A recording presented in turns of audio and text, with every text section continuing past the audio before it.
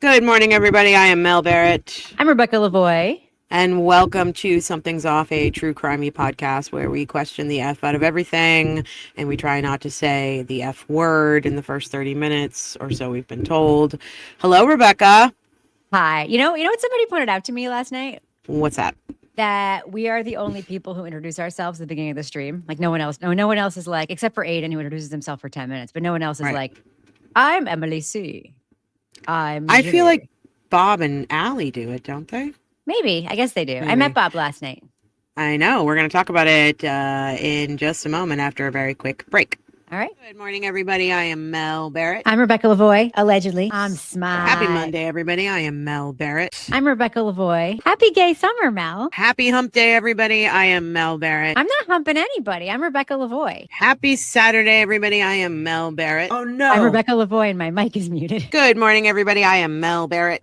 I'm Rebecca Lavoie, and that's Briscoe. And welcome to Something's Off, a true crime podcast where we swat the haters aside with our astute takes and humor and joy. And The I joylessness don't of give those a people. fuckiness. Blah. Hags.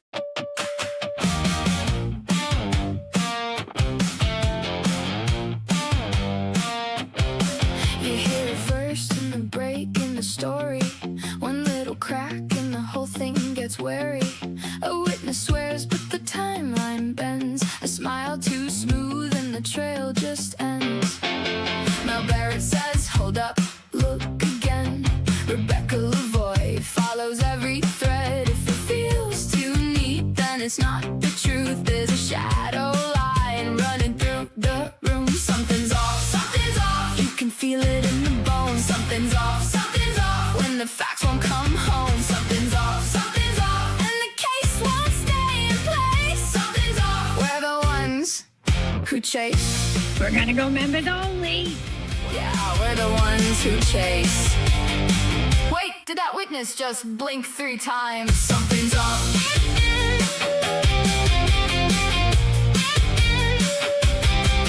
Something's off. We're going to go members only tonight at 5 p.m. We just leave this comment up the whole time, please. Oh, sure. Just leave it up the whole Sure. time. The whole time. Can I just say, there's one thing I need to say before we get going Oh no. into this, Are we because breaking up? it's something insane happened. Well, two things that were amazing happened, but also crazy to me last night while you were at the meetup.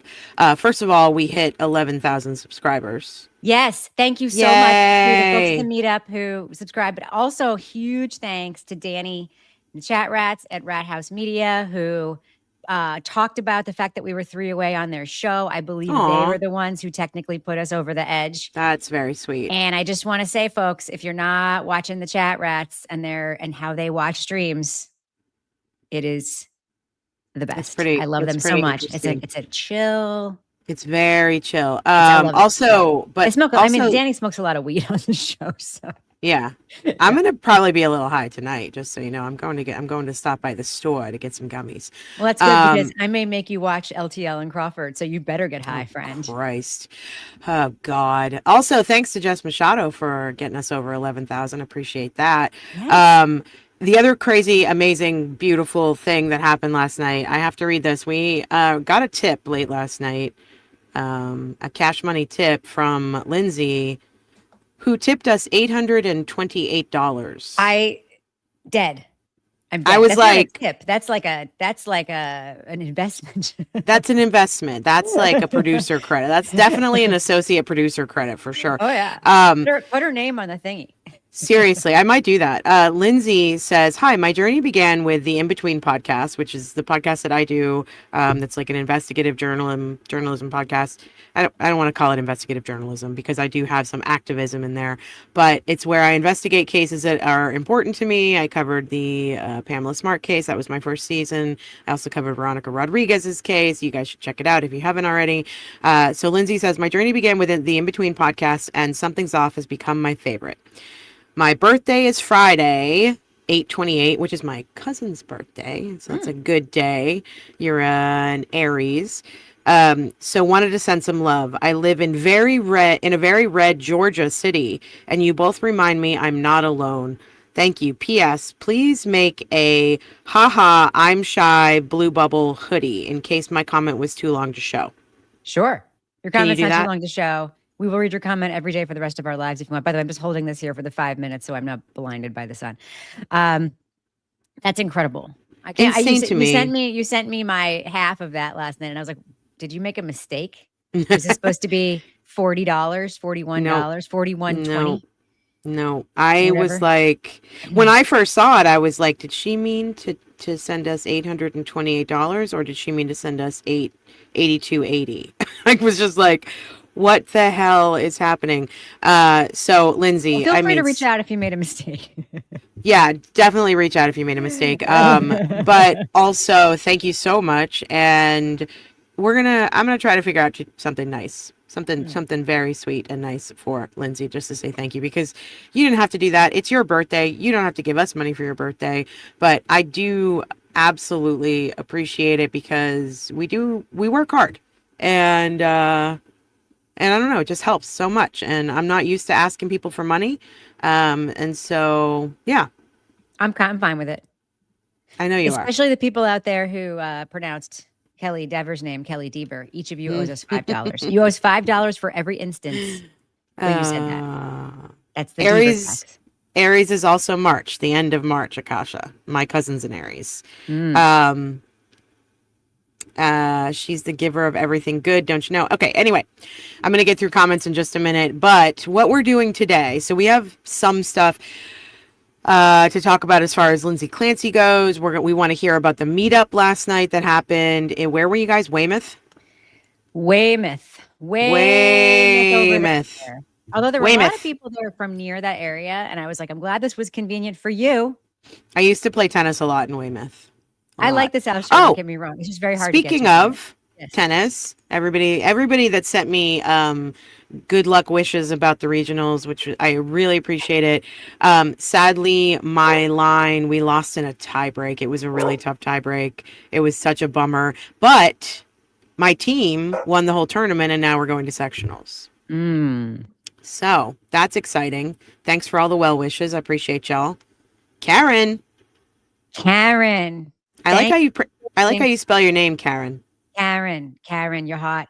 I like how you gifted 5 somethings off memberships. Thank you. That's 5 more people who will be eligible to come to today's members only at around 5:30. We're going to be going live, and I'm going to make Mel watch some stuff that she's never seen. Now, I know it's very trendy to talk about these two gentlemen right now. It's trendy. Everyone's doing it. And I would love to say that I am immune to trends. I am not. I am joining the trend.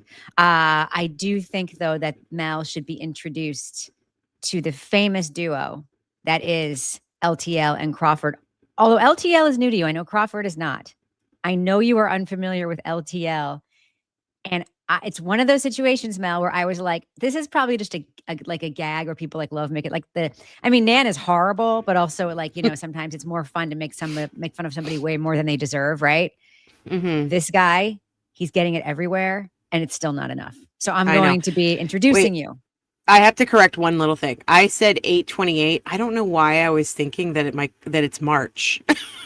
I was just thinking it was March 28th is what I was thinking. Where are we? I was like, but you know more about astrology than I do, so I was going to let that go. No, it's August. Yeah, crazy. My brain is on menopause this morning. It's menopause like time. 3/4 of the way through August. Virgo. It's Virgo season. What am I talking about? Lindsay's a Virgo, not an Aries. I think I saw 28 and I just immediately thought of my cousin, so that's why I was thinking that. But sorry, I didn't mean to get my astrology just completely wrong this morning, you guys. Feel free to unfollow. Just FYI, guys, it's 2 months and 1 day till my birthday. You have that much more time to shop. Just FYI. Yes. Well hung jury. Love that name. That name. Loved meeting you, Rebecca. You are as lovely in person as you are on YouTube. So nice. I'm sure you are too. I don't remember. Tell us all about it. Your name with your handle. Some people walked up to me and they introduced themselves as their handle. I'm like, oh yeah, I know you. Yeah. Other people were like, I'm Jane. You know me from your chat. I'm like, unless your name is Jane in our chat, I probably don't. Hang out with Mary B. Oh, Mary B is, I mean, I know her. I haven't watched her show yet, but I have subscribed to it. She is like the Robin Quivers of the chat rats. She's so great. She's so measured and funny and great at and just not goading, but in a very earnest way, just like asking a curious question that will get Brian to say, that will get Danny to say something genius. She's wonderful. She's a lovely, lovely person. And apparently she does holidays. She does, I need astrology because the Gen Zers are so into it. And I just feel so, I feel like Gen X is really into it. I mean, we all went around with tarot cards in our pockets. We used to call the astrology hotline the 900 number. That's true. What was her name? Miss Jessica? I don't remember, but it was like a 1-900 your sign or whatever. And you'd call and it was like $10 a minute. And your parents would get the phone bill and they'd be so pissed. Birdie says, hey y'all, is there a way to get YouTube to notify me every live, or do I have to individually ask them? I think you have to individually click notify me on each video. That's why I try to. I know it doesn't work.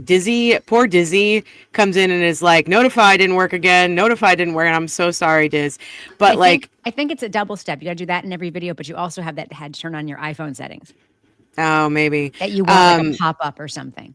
Got it. Yeah. So I try to put the thumbnail, I try to set the video up 2 or 3 days in advance, or at least a day in advance, so you guys can hit the notify me, but I know it's wonky and it doesn't. I think, yeah, like you're right, going back and forth between desktop or television and your phone.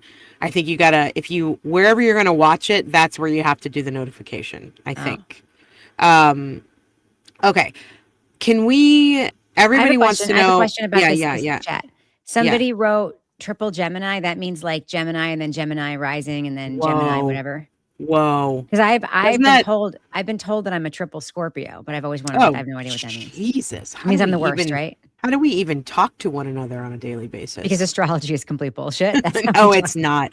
I am a very, very typical Aquarius. Like Jolene's an Aquarius, and I identify with her hardcore. Once our attention is done, we're done. Like done. There's no coming back from it. But that's everybody. That's the whole thing. No, that's not everybody. No. My son okay. does that all. My son. We're gonna have to have Mary B on to talk to us about astrology. He goes. Yeah. My son will go no, and just like you can't talk anymore. So if I ever do that, just so you know, I'm not doing that to you, making fun of my son. But the whole thing about horoscopes and astrology is when it tells you what kind of person you are, it's almost all aspirational. So you want to be all of it. It's like you're brave. You have a strong sense of justice. No, you are interested in things until you're not. No, because astrology also covers the negative aspects of your character as well. And I identify with those negative aspects. Even those are aspirational. I disagree. It's always like, they're always like the kind of negative aspects you would say in a job interview. Tell me something that's difficult about your work. Well, Rebecca, sometimes I tend to work a little too hard. You're fired. You're not hot anymore. Sorry, but like, look at this. Isn't this the great? Look at this without it. I forgot to move the thing. You're blown out. I got to move the thing. Your hair's blown out. Your face is blown out. It's all right. It'll just be like 2 more minutes, and then the sun will go behind the window sheet. So last night was awesome. Yeah, tell us about it. I went down to the South Shore, which on a Sunday afternoon takes 2 hours from my Jesus house. Christ. It only took an hour and a half to get back.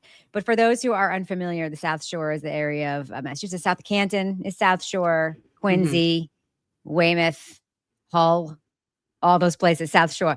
And it's the problem with getting there from here is that you take 93, you get into Boston, and then like everywhere where you would get off, Government Center, Logan, all these, then you go through the whole ass tunnel. There's like a million exits in the tunnel. You go through the whole thing. Then you come out and you're still not there. There's still like way more to go. So, and then that part that's more to go, like toward the Cape, because it's like the Cape stuff.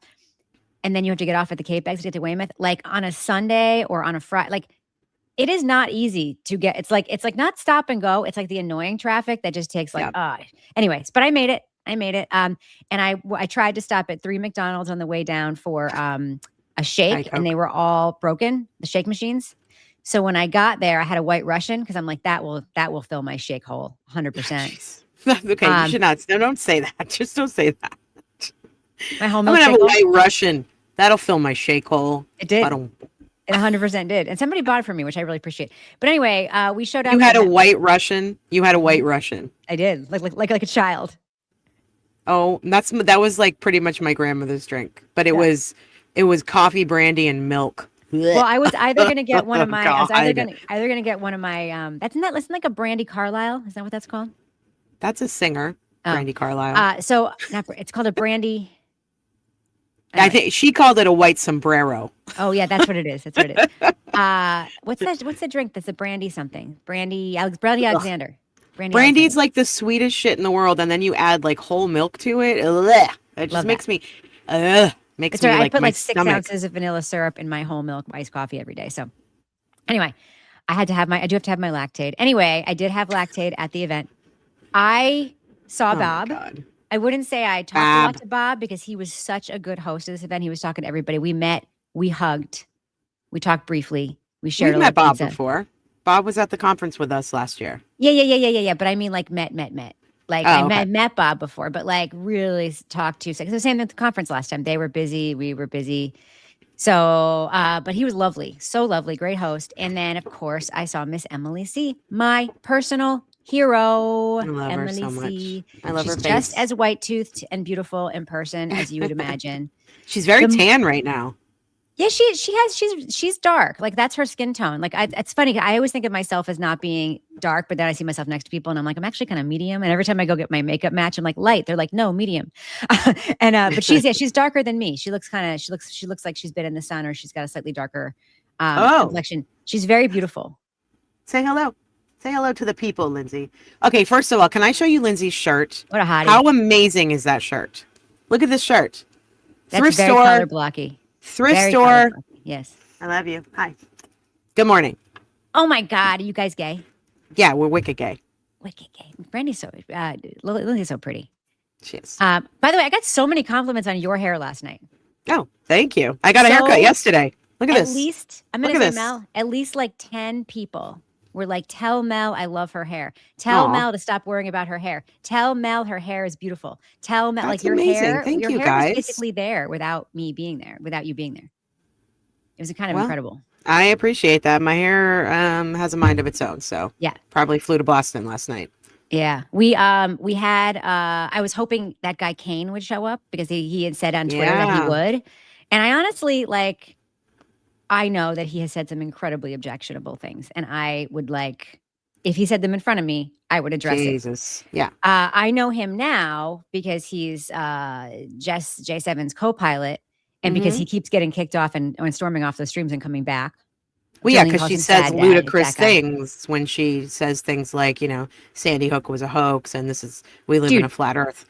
Flattest earth ever. Flattest So I told him on Twitter, I said, I really hope you come. I think it's good to talk to people in person. And I meant it. And I meant the same when J7 said she wanted to come. I meant it. It's like when you meet people in person, it is very, very hard to talk shit about them on the internet after that. It's very Yep. hard. Yep. When I have seen somebody in person or met them in person and I continue to talk shit about them on the internet, they deserved it.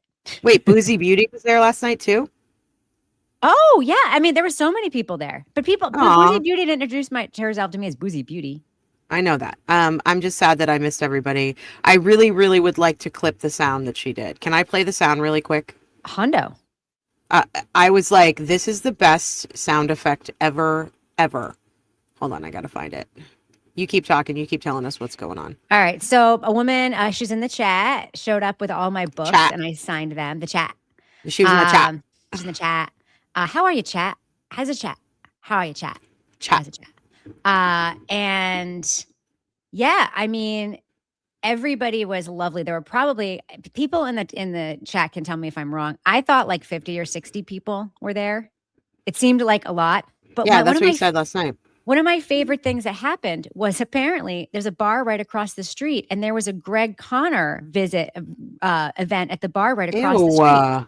And a couple of the women who were there last night went across the street. One of them was wearing an Adam Deitch t-shirt, and the other one is a resident Norfolk County, and asked him a bunch of hard questions, and then came back and reported on it all to us. It was great, and I told her, I was like, I love your civic activism. Like you're not being a troll. You live here. I mean, if I went over and started asking Greg Hunter questions, that would be weird because I'm not voting for him. It would be okay if I was acting as a journalist, but weird if I just went to troll him. But she's, she's a citizen. She went over, she asked him hard questions. He, I guess, responded. She wasn't a troll. I think the lady with the Adam Deitch t-shirt may be a little bit of a troll. I mean, she's very nice, but I mean, going through a thing event. But they asked him hard questions, specifically about. Also, I ordered an Adam Deitch t-shirt last night. It's very difficult to do. If you go on his website, there is a store. It's hard to find. And then when you check out, they ask you a bunch of questions, such as where you work. Just say self if you don't want to say where you work. Anyway, it was a really, really, really, really good time. Really good time. Great, great venue. It was like one of those cool bars that's in a strip mall, but big inside. I love that. It was great. All right. Listen to this. This is like 3 seconds long, but you guys tell me in the chat if you think we need this on our soundboard, because I think we do. Send me the clip. I'll cut it. Bingo boom boom, motherfucker. Bam bam bingo boom boom, motherfucker. I want that. Bam and bam I bingo want boom Allie. boom, motherfucker. You want what? I want that and I want Allie. If you pull up my Allie. tweet about Allie, if you're on Twitter. Oh, yeah. When I said the thing about Allie is that she's so measured. She's maybe I don't know what you're talking about. Look at so go to my Twitter. The only reason I'm not doing it is because you're already on. I'm sorry. That's okay. John Monagle, nice to meet you. I was the one who helped you order the Deitch t-shirt, John. When that t-shirt there's Rebecca and Emily C from last night. My hero. Oh, somebody said I had a dick bulge in my pants. One of the trolls said that. And I was like, yeah, I guess I have to come out to my parents now. Oh my God. You don't. That's my weird. Pelvic bone. And some pelvic bone. I do have bone. a little poochie belly. I do have a little poochie belly, not gonna lie. This is also one of my favorite things. Okay, I'm not gonna just look at your Twitter. What am I looking for? Look for is that my Twitter? Yeah. I shared a video where I said the thing about Ali Mata is she's so measured. Oh, right. Oh, I know exactly what you're talking about. Allie, that was so funny. I think it's below Emily. Go right below Emily. So right listen, below Emily. Allie and I had we have such similar reactions to certain things. Yeah. And I identify with her so hard. I tweeted it too. It's right here. Yeah, I so identify. Yes. And did you identify in your review of this case in the records whether the defendant presented with any protective factors when it comes to suicidality? Well, I hate him so much. Are you asking, did Ms. Clancy identify protective factors? Yeah, at some point, it's fair to say she did identify protective factors. She did. And what were the protective factors? Mainly her mother and her children. That is to say, did you hear the sigh? She wanted to, her urges or interest in suiciding was. Wait, did she just sigh? That is to say, mother and her children. That is to say, sorry. Are you fucking kidding me? Exactly, Fuck you. Allie. We all just saw it. Exactly. She didn't like his answer. She made an audible sigh. Yes. And who knows what her fucking face looked like. And then he changed his answer.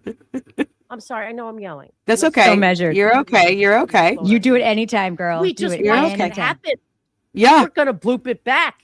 Bloop it back. She's the best. She cracks me up so hard. I could watch Allie watch anything all day. And our responses, we have very similar responses. We have just like this immediate are you fucking blah, blah. And I realize it when I'm doing it, like when I'm by myself, you're not with me and I'm watching the trial, and I just start saying shit out of my mouth hole, and I'm like, if Rebecca was here, she would be like, what is wrong with you? But it's like an honest reaction. Because she's a lawyer, though. Doesn't it hit different? Yes. Yeah. It hits different because I'm just Mel. I'm just over here that's what I do on a daily basis. But with Allie, she's like, well, in the statutes are so-and-so. the statutes versus, and I felt like the judge was, are you fucking I'm just like, oh my God, this is amazing. Yeah. They are both, by the way. And I know that this is the thing that sometimes people say when they meet people from TV or whatever. Mm-hmm. They are both very attractive on the internet and even more attractive in person. They're both so attractive in the loveliest way. By the way, I met the woman Margaret, who's putting Bob up in her beautiful house in Hull. Very nice lady. Everybody was there was so nice. Mel, another thing people said about you. Many people. I need to have my tiny hands because I have my pad over here. I'm getting close. I can almost, okay, I can do it. So You're fine. many people Yeah. told me that they really relate to you on the show. They feel like they relate to you. They feel like they are the ones too that get like extremely Passionate. invested, extremely caught up in things. Yep. And most of them said something like, and my husband is just like you, Rebecca, or my best friend is just like you, Rebecca. Yeah. That's why we get along. And I'm Yeah, like, exactly. Exactly. We balance each other out. People, the comments where, like, if I'm going on by myself, you know, to cover a trial, whatever I'm doing, they're like, we miss you being balanced out by Rebecca. And I'm like, yeah, I understand. Mima would like a black zip up fleece with clut on the back, please. I will. Let me write that down. I have to start retiring the gay summer merch or putting it in archive, and I'll bring it back next summer. So black hoodie. I'll make other colors other than black, but I'll make black the featured color. Black hoodie with clut on the back. Clut on the back. Okay. Clut is a very deep cut. Just I saying. love it. Clut. Deep cut. Welcome to We got- our clut. Oh, and we have clut chats now. That's what we decided to call it. We're calling them clut chats. Cash. So Clut cash. is clut better. cash. Oh, so much better. So much better. Clut Clut cash. Send us some clut cash. The only reason I was saying chat is because you guys can leave a message. You can actually, so if this is something I discovered when I gave a super chat to Jolene, and I realized, oh, the more you pay, the more you can write. I don't really Also, like that. the longer it stays up on the top. Yeah, I don't care about all that. I love the super chats. Don't get me wrong. We really appreciate super chats and memberships. Become a member. Come tonight. This is the first time that I'm going to be in the hot seat, and I'm probably going to be a little high ski. So probably will be fun. You need it. But you need it. Although many people have told Brian LTL, apparently many people that I called him a cunt. It comes up in his chat. Oh no, that was Cryford. That people have reached out and said, you know, I suffer from addiction, but watching you for just a few days and your positivity, it inspired me to become sober. Yes. As Home Slice from Chat Rat said on his on the comments, like, I watched him and it made me want to start doing drugs. I love it. But if you guys want to send over a tip, we are calling it Clut Cash now. You can leave whatever length message you want. If you're on Venmo allows you, like you saw Lindsay do earlier, Venmo allows you to leave a pretty long comment, and then you can actually comment on that stream, so you can start a dialogue if you want. I'm not suggesting we do that because sometimes it gets like I'll get inundated and I'll forget to read something and then I'll get in trouble. But I will read whatever Clut Cash you send us. And unless you tell me right at the top, don't read this because I'll just start reading it. So if you want to do that, you can do Venmo, Cash App, or PayPal. You can Venmo if you hate us. Yeah, whatever you want. I mean, that's what Jess Machado does. She gave us $10. Oh, that was a super chat. Just kidding. I don't think she hates us. I don't think she hates me. I think she hates you. I don't think she hates either one of us. I don't hate her. Like I like talking about her. Hate is a strong word. She dislikes us. I do feel like that $10 would have gone really far at the yard sale, so maybe she should have held on to it. Maybe, or toward the down payment on her BMW. I don't know. Which she's not buying because it's a bad idea, right, chat? Am I right? That's what most of the comments on our video about that were like. This is an unsound financial decision. We were like, yeah, you think? Oh my God. Thank you so much, Southeast Sally, for the 5 gifted memberships. Let us know you got those memberships and don't forget to renew them. Okay. What else happened last night? Anything interesting? Let's see. Kane didn't show up. I met Bob. I met lots of great fans. Adam Deitch. Oh, I know what I wanted to tell you. There were so many people there who had personal connections to either the Karen Reed case or the Lindsay Clancy case. I met 2 people there who grew up with John O'Keefe. I met a woman there who was almost a panelist on the Karen Reed jury. She talked about getting voir dired and how uncomfortable it was. I met somebody who had been, I'm not going to say what her role was, but she had a role, and she knew the Clancy children through a Oh, wow. academic / therapeutic environment is all I'll say. She told me a lot about how the teachers and everything in the school reacted and how awful it was. And she supports Lindsay. I met somebody else who knows the Clancys and said the same thing I always say, like, doesn't it say everything that they are on Lindsay's, they're supporting Lindsay. And I'm like, that's literally says everything. So I was really impressed. Of course, we were right in the heart of that part of the state. Duxbury is also South Shore. So a lot of people in that community, and also Canton, it's like there's a lot of people in the community who are really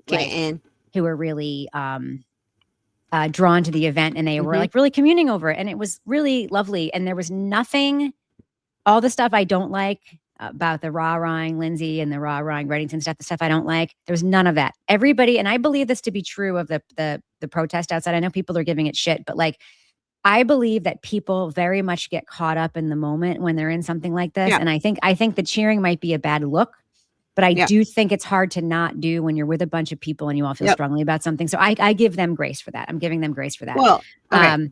A couple of things. Piggybacking on what you just said, I also received a message on Facebook from someone I know pretty well who apparently knows the Reddington family really well and dated his son or his son's friend. I don't know. They gave me lots of insider info. I'm not sure if I'm willing to share it yet, but it was an interesting conversation. Two, Fly Like Jeff wants to know what a clut is. Oh, somebody said that we don't have a cult, we have a clut. We don't know what that meant. I think it was something like that. I think it was a typo, and I thought the word was hilarious, and so we adopted it. Somebody said we were a clut, and then but they misspelled it. Yes, a cult. You guys are all in a clut, just so you know. And then one other person, thanks so much, a dog mom, for the jewels. We really appreciate you. Speaking of the crowds outside, Kelly asked if we all watched Aiden's preview of his Valid Truth journey last night. I have not seen it yet. I am looking forward to his Valid Truth journey. But side note to that, I vehemently disagree with Aiden on his takes on what's happening outside of the courtroom. I know that he does not like the idea that people are cheering, but people were also cheering outside of Karen Reed, and they may have been, I don't know if he's upset because it seems like they're adopting what he was doing. With, everyone was wearing pink. They were all cheering for the lawyers when they walked up. They were all cheering for Karen. A man died in that case as well. And this case, 3 children died, and a mother almost died and is now paralyzed. My take is that the women and the men who are out there cheering when Reddington show up, and it's because they think that he is speaking for everybody in speaking for women's health, women who have suffered from postpartum. They are thinking of him as a hero right now. Now, you may not agree with that, but we are not celebrating that 3 children died. I disagree with Aiden in his take on that, and I do believe that it's very similar to what happened with Karen Reed and her supporters outside of the courthouse who were cheering. And it was, I don't want to go as far as what the Albert said. There wasn't like, what are those things called? A bouncy house. There wasn't any of that stuff. Food trucks.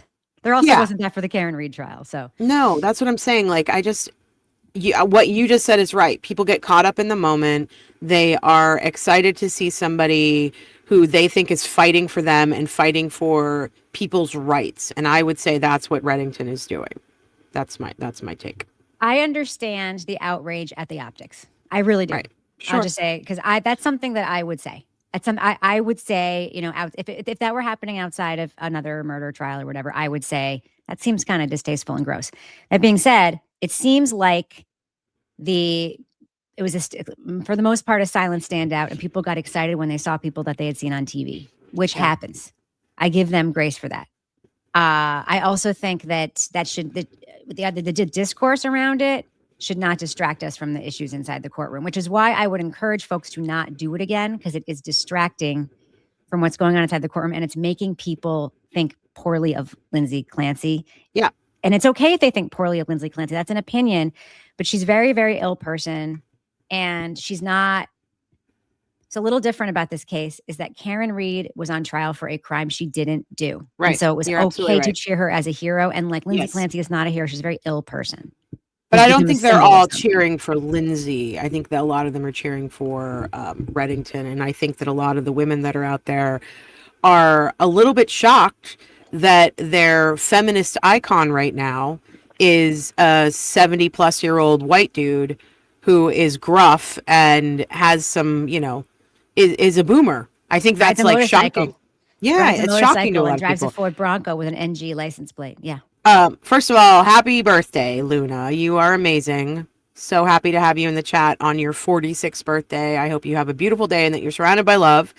And I have a couple of... You're getting to the good part, Luna. You're You about are to get getting to to the the good real part. good part. We have a couple of Clut Cash that came in. Cassie, we love you, Cassie. Thank you so much. Cassie tipped us $15 and said, "Good morning, ladies. Rebecca, you killed it with the hip hop comment on Cryford." And I don't even know what that's about. There was one other one. Hold on a second. I gotta get it. Hip hop. Melissa, Hip hop. hip hop. Melissa, thanks for the $25. Says Clut Dues and Diva fee for Honey Kid. LOL. Keep it up, ladies. Thanks, Honey That's right. Kid. We appreciate you. That's right. If you have Y'all ever are said great. Deaver instead of Dever, you owe us $5 for each incident of that. If you've already paid the tax, you can still pay it again. Amanda, I would agree with this. I think they're cheering for Lindsay to give her strength to get through this, not to cheer on what she did. I'd agree with that. But it still comes out. It's the optics of it doesn't look great. But I guess I don't like the reactionary thing where it's like human beings are human beings, and I think that putting everybody into a garbage bucket because they did something that maybe was distasteful to other people in a moment that was well-meaning. It was a well-meaning thing. Mm-hmm. That was distasteful to some people. I get it. But let's give those people grace. They weren't out there with signs. I mean, they weren't out there with bad intentions. They weren't out there being vultures. They weren't doing any of the things that like are really gross. They just got caught up in a moment and it rubbed some people the wrong way. And I think that's normal. I think it's fine. Yeah, totally. Steph says that's what people don't get. You can have empathy for the situation, even though it's horrible what happened to those children. And Kylie says, personally, I've watched many jury trials and seeing a lot of them over the years of media, and this looks like nothing new to me, so I don't know. Yeah, I mean, I think that the same thing was happening outside of Casey Anthony's trial. Maybe not for Casey Anthony, but it happens at almost every high-profile trial. It does feel a little bit off. It feels weird. But I think it also one of the things that I appreciate about it is that when a crowd is showing up outside of a courthouse, it means that trial is getting a lot of media attention, which means that this case and the subject matter of this case is being discussed finally all over the internet, all over the news. So when there's a crowd showing up and people cheering for an attorney and people cheering their support for the person who's on trial or not on trial, whatever it might be, it means that the message, the theme is getting out there, and we're all talking about what it means for women's mental health in this country. And I think at the end of the day, that's a good thing. So, in the aggregate, I think it is good. Goblin Misfit says, I'd be in bankruptcy if I paid my Kelly, that's not my name, Dever tax. That's fine. You can just pay us as much as you can afford, Goblin. It's okay. Just remember, it's $5 per incident. If you want to just do it for the incident for one day, that's fine. The Kelly Deaver thing, I will stop saying Deaver when she starts saying garage. Thank you, YouTuber. I love it. I absolutely love That's so good. So good. I love our fans are so fun and smart. They're so smart. They're so Hey, smart. Bay Harbor Beauty. Did you set up the thing yet? There's a link on our homepage on our YouTube page. Bay Harbor, are they supposed to use a promo code too? I mean, the money goes to us, but if they use a promo code, what would it be? If they used a promo code, would it be, I don't know. But there's a link on our YouTube thing. And I have to say, Bay Harbor, you probably know that I've always been like a drunk elephant fan, but I've been using your stuff too. And it's freaking awesome. Like, it's awesome. Yep. I love when I My can mix stuff together. I love when I get a little sting on my face. And then her stuff is not rough. I have very tough skin, so I like to put a lot of stuff on it. And her stuff is so smooth. Do you and mean you have soothing tough and skin and cool. like it's difficult to figure out, or it's like an elephant? No, I mean like I can put 3 kinds of acid on my face at the same time, and it won't turn red or anything. Like Oh, my got it. skin is like a dump truck. I met with I met with a nutritionist, a doctor, not a nutritionist, and I was talking about the GLP-1 overdose, and she looked at me like, because I didn't really have a ton of side effects, like not a lot of stuff happened to me after I overdosed, and she looked at me and she was like, "You might be one of those people it doesn't work for." She's like, "You have a stomach of steel. You should have been in the hospital." And I was like, "I know, like what the hell? You're immune. I better not be." Bay Harbor, was nice meeting you too. When I was on the Chat Rats for the Aiden fundraiser, I was on for briefly at the same time as Bay Harbor, and Julie is so nice. Yeah, She's unimpeachably nice. She's also savvy. When I think about what she's done with her business, and I don't know where else she markets, but the idea of finding a pocket of YouTube of very loyal people, not doing brand deals through the platform and all that stuff, but saying this is a pocket of YouTube where people are passionate, where they are just unprofessional enough to talk about their products and stuff more than they probably would if it was actually like through the platform and they were doing what they required. And they have virulent, rabid, fun audiences, like so smart to approach these people directly and say, hey, if I send you some stuff, would you, if you like it, would you talk about it on the show and I'll send you a promo? It's so smart to be direct like that. So smart. Yep. Nice job, Julie. Nice job. Teacup says Karen and Lindsay are both victims of broken systems in very different ways. Totally agree. Now this one drives me nuts. Southie, you hit the spot on. The Luigi Mangione crowd, weird crowds, so have some grace. That is a weird crowd. That freaks me out. Like how they're like fanboying him. I mean, I don't disagree with the sentiment. Like, unfortunately, I think that he probably has some mental health issues, and he definitely had some experience with this specific insurance company, and that sent him over the edge. I don't agree with any kind of unaliving of anybody. But the fangirling, like, because I know he's pretty, but Jesus, he also killed somebody in cold blood in the middle of the street. E-Chase. Last night when I said that we had 3 more subs, E-Chase joined from her dog's account. Aw, thanks, E-Chase. What's your dog's name? That's a good question. Name your dog Deaver. Aiden putting on Bay Harbor Beauty will go down in history, LOL, Karen says. Yeah, he did. He True. basically just squished everything into his hand. It was just like, and she was like, no. Is my mic too hot? I keep getting these comments. You know what it sounds like? What? It is hot. It sounds like your fan. Every time you talk, your fan is making an ambient noise that makes it I don't even sound- have the fan on. Oh yeah, then it's your mic. Your mic sounds a little bit blown out, but it's not. It's manageable. Just listen back to this when you're done. You'll see. It's not like offensive this time. It could I be mean, something worse. I think Jolene had this issue, and what I heard her say in the chat was but you're hearing it too, Rebecca, so that doesn't make sense. So I guess if you refresh your YouTube, I don't know. You sound better now. Just whatever you just did. I don't know if you leaned back a little. I just touched it. It's better. Well, it sounds Okay. better. Okay. The other day there was like it was either way too loud or way too soft. There was no in between. And now I think whatever you just did, you sound good. If you just stay a little bit off, and yeah, I think that's good. Anyway, I'm gonna not move. if it was offensive, I would have said something, Mel. Okay. Okay. Okay. Okay. Go ahead. Did you want to read the comment you just put up on the screen and then took away? No. When my dog is snotty, Fuck she is it. Bailey Deaver dog. When she is shady, she is Bailey Buchanan dog. And when she drops stinky back end cake, she is Bailey Proctor dog. Gross. Back end cake? Ew. I like back end cake. That's funny. Does your dog look at you like with a look of despair and guilt? Oh no, my dog makes meaningful eye contact when she takes a shit. Mine does too, but my dog looks at me like, I know you have to watch this. You shouldn't have to.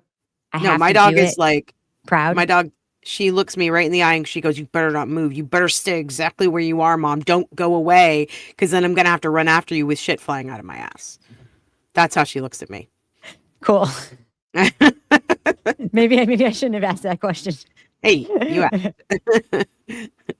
Just by the way, just to mention it again, we are doing a members only tonight around 5:30, and I'm going to be showing Mel some bratty boy clips of things that she's never seen any LTL. And I know it's all the rage, and I know I'm piling on. I don't care. It's going to be fun. It's going to be a good time. It's going to be fine. Mike Crawford says I'm a fraud, by the way. What have you done to prove to him that you're a fraud? What is his reasoning for that? I guess because I'm not like, Mike, actually a stand-up good guy. We should, I like a million years ago, I was like, he seems like a stand-up good guy, but then he turned into a giant brat. You said that. We both said that on the readathon. When he came on Turtleboy's show and they tried to hash it out, I was like, okay, we're having conversations. This is fine. We're good. And then he turned into the biggest crybaby on the internet. Hip hop. One thing, other thing I want to respond to, I want to say two things here publicly. One is you can be a fan of whoever you want and watch this show. We do not, if you're a huge Machado fan, if you're a huge LTL fan, that's okay. What you love. You don't have to love what we love what you love. You are all welcome here. Second thing that I want to mention is, the other day, somebody sent me a transcript of one of our podcast things where I said something like, I don't like to be involved in drama. And they're like, well, you certainly like to be involved now. I'm like, no, talking about it is not the same thing as being involved. Because if somebody tries to start drama with me, I don't take the bait. I like talking about other, like, secondhand drama. 100%. I'm getting involved in that. I'm not getting involved in first person beefs because I don't feel like this is my life. I feel like if somebody, came at me on the internet, they do it all the time. I don't care. Yeah. E-Chase's pup is named Finley, which is a very cute name. And he's a small golden doodle. Oh my God, I love mini golden doodles. I love them so much. If anybody They're hypoallergenic. I know. Well, not really hypo, but they are less allergenic. That's what we're told to say, because you don't want the liability. If you have a quote hyperallergenic dog, you don't want the liability if somebody with severe allergies comes over and they say they have an asthma attack and die. You're not supposed to say dogs are hypoallergenic because they're actually not. But they're close. Very close. They don't shed. It's the skin. It's not just the hair. But anyway, Laura, thanks for the $5. I'm embarrassed to ask, but because I watch your show a lot, but what is a clut? I could pretend I knew, but I hate when people do that. Love you both. A clut is a typo that someone put in the chat one time when we were making fun of the fact that people think that we're in a cult. We're in Aiden's cult. So I love the word clut. It sounds a little dirty, but I love it. So we're calling ourselves a clut now. You're in it, Laura. You're here. Speaking of cluts, thank you, Dottie, for the clut cash. Dottie tipped us $25 and says about the Lindsay Clancy trial. McLean is the same hospital from Girl Interrupted and Sylvia Plath's Bell Jar. So yeah, exactly. And do we remember why Girl Interrupted, the main character, was there? It's because of her reaction to Prozac. Yes, she wrote an entire book about her experiences with Prozac. So this has been going on since the 90s, or much. We started talking about it, I feel like, in the 90s, and just nothing happened. We just didn't do anything with that information. There was also this backlash to talking about it because people didn't want people to be discouraged from going on drugs they needed. It's sort of like no one knew how to talk about it in a smart way. Also, that was turned into a terrible movie with Winona Ryder, in which Angelina Jolie gave an incredible performance. Blasphemy. That wasn't a terrible movie. I love that movie. Are you kidding me? Great performance by Angelina Jolie. Terrible movie. I stand by it. Winona Ryder. Come on. Love what you love, girl. Love what you love. I'm glad that maybe we should do a movie review show. That would be fun. Movies that one of us thinks is good and the other one thinks is terrible. Do you have time? Do you have time to do another show? Do you have any time on your plate to do another show? We could figure it out. Cassie sent us another $5 and said, Mel, you're not deep throating the mic like Crawford, so all good. Hip hop. Thank you for the hip hop. Hip hop. What's amazing about that clip is the line he is saying he loves so much is I've got my mind on my money and my money on my mind. And he's like, love that line. He's like, love that poetry, line. Like Hip-hop. Dylan Thomas. It's like Ralph Waldo Emerson. Jesus. It's like the most simplistic, unclever, and one of the most famous and hackneyed lines in hip hop. And he's like, "Oh, love that line, hip But hop." you know that when Cryford is like singing along to, let's say, I don't know, Vanilla Ice, he's like rolling in my 5.0 with my rag top down so my hair can blow. The girlie's on standby waiting just to say hi. Did you stop? No, I just drove by. Like, you know, that's how he raps along with the rappers And he because he probably was says like, the he probably says the N word when he's alone. When they say the N word, he probably oh sings my along with it. God, I hope he doesn't. But like just the idea that he was like, I've got my money on my mind and my, or whatever. He Great just line. sounds, he does not need to articulate rap is what I'm You know trying who to he say. is? He's Michael Bolton from Office Space. Michael Bolton? Michael Bolton Yes. is a singer with the long hair. Correct. There's a character in Office Space named Michael Bolton, and people always ask him if he's related to Michael Bolton. Which one And is he gets he? really Oh, the upset. blonde guy that is Nope. like really awkward. No, the guy who listens to hardcore rap in his car and wears glasses. And as soon as like he's saying the N word when they end up, and then the people and he like it's that guy and he calls Michael Bolton quote a no talent ass clown, which is one of my favorite insults to say about somebody. Yes, Wait, is this the original Office Office? Space, not Oh, the Office Space. I'm thinking of The Office. No, Sorry. Office Space. Sorry. Got it. No I know talent exactly ass who you're talking clown. about. Yes. Yep. He is. He is just like Michael Bolton. Okay, we've got to talk about some Lindsay Clancy stuff. All right, let's take Trial it is going to down a be little. starting in 10 minutes. Let's take the mood down a little bit. We're not really taking it down because we're going to be roasting a little bit. I've started calling him Dr. Hack. His name is Dr. Mack. And on Friday, the defense. So you guys, most of you were with me, I think, on Friday for the entire day.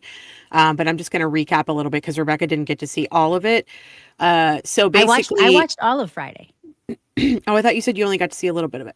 Oh no, I listened to the whole thing.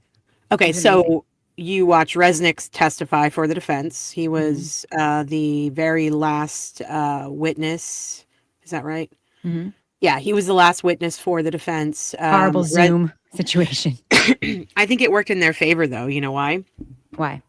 Because Reddington really drilled into all of the prescribing folks for Lindsay on the prosecution's case.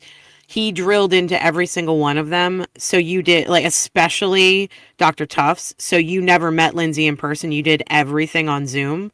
And so you couldn't see any ticks. You couldn't see any movement. You couldn't see if anybody else was in the room with you.